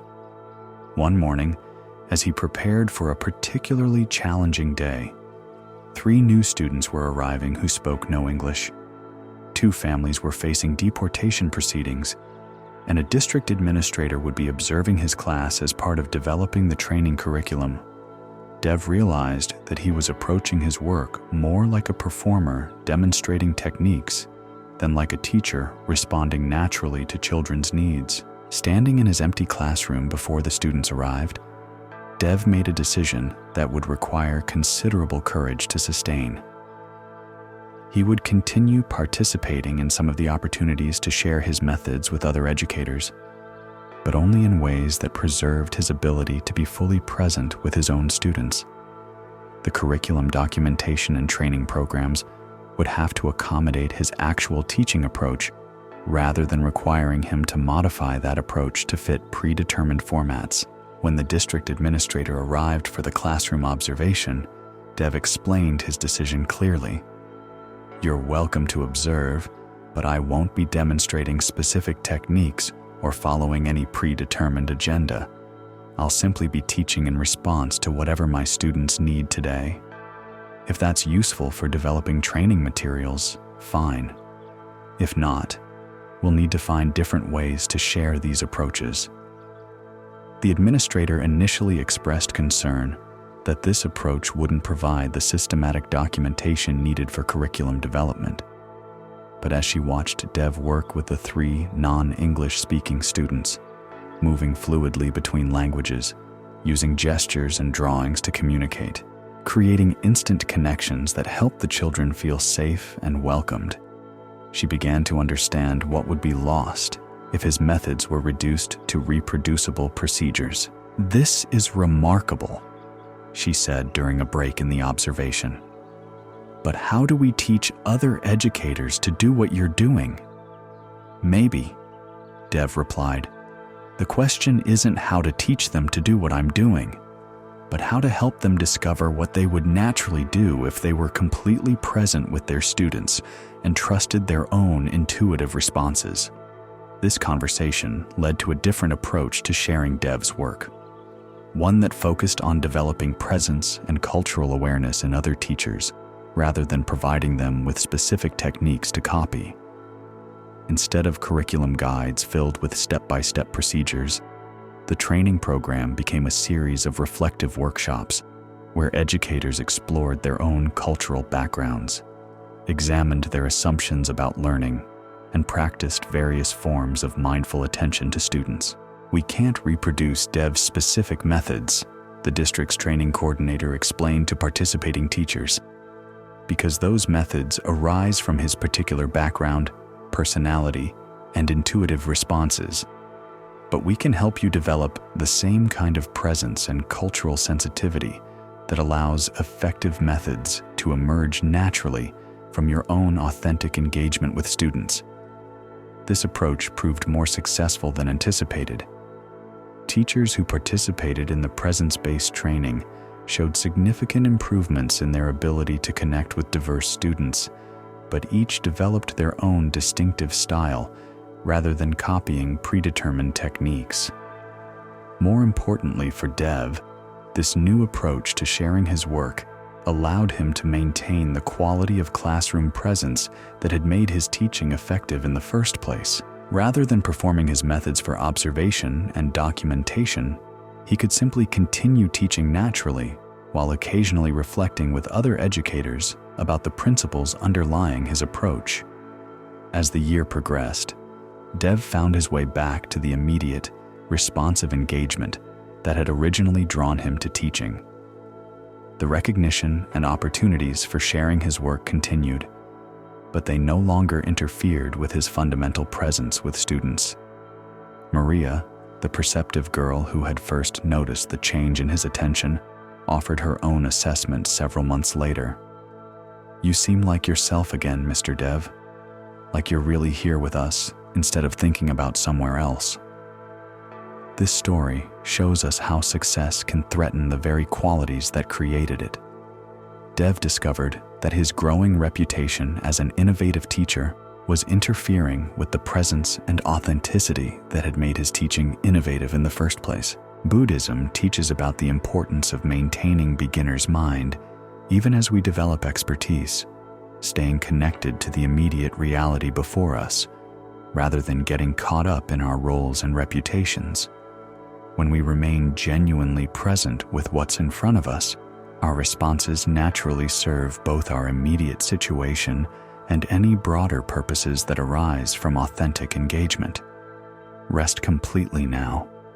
Feel how your attention can be both here and nowhere else, both completely present and entirely at peace. There is nothing you need to become, no reputation you need to maintain, no image you need to project. Simply being here, breathing, aware. This is already complete. We have traveled far together tonight through stories of seekers and learners, each discovering how our most well-intentioned choices can carry hidden costs when we lose sight of deeper purposes. We met people who searched so hard they forgot to dig deep, who gave so much they forgot to give wisely, who pursued perfection until they lost authenticity, who succeeded so fully they undermined their own success. But we also saw how each person found their way back to wisdom, not through complex strategies or special techniques, but through returning to presence, to authenticity, to clear seeing of what their actions actually created rather than what they hoped to achieve. Harsh learned that depth matters more than perfect location. Priya discovered that boundaries preserve rather than limit true generosity. Anjali found that her natural gifts were more valuable than sophisticated techniques. Dharma realized that spiritual maturity sometimes means letting go of spiritual achievements. Mira saw how expanding knowledge can deepen rather than betray tradition. Kiran understood that serving purposes matters more than preserving methods. Samir glimpsed how growth that destroys essential qualities isn't really growth at all. Asha recognized that alive imperfection exceeds lifeless perfection. Dev remembered that presence is more valuable than reputation. All of these insights point to the same fundamental teaching, that wisdom lies not in perfect technique, but in clear understanding of what we're actually trying to serve through our choices.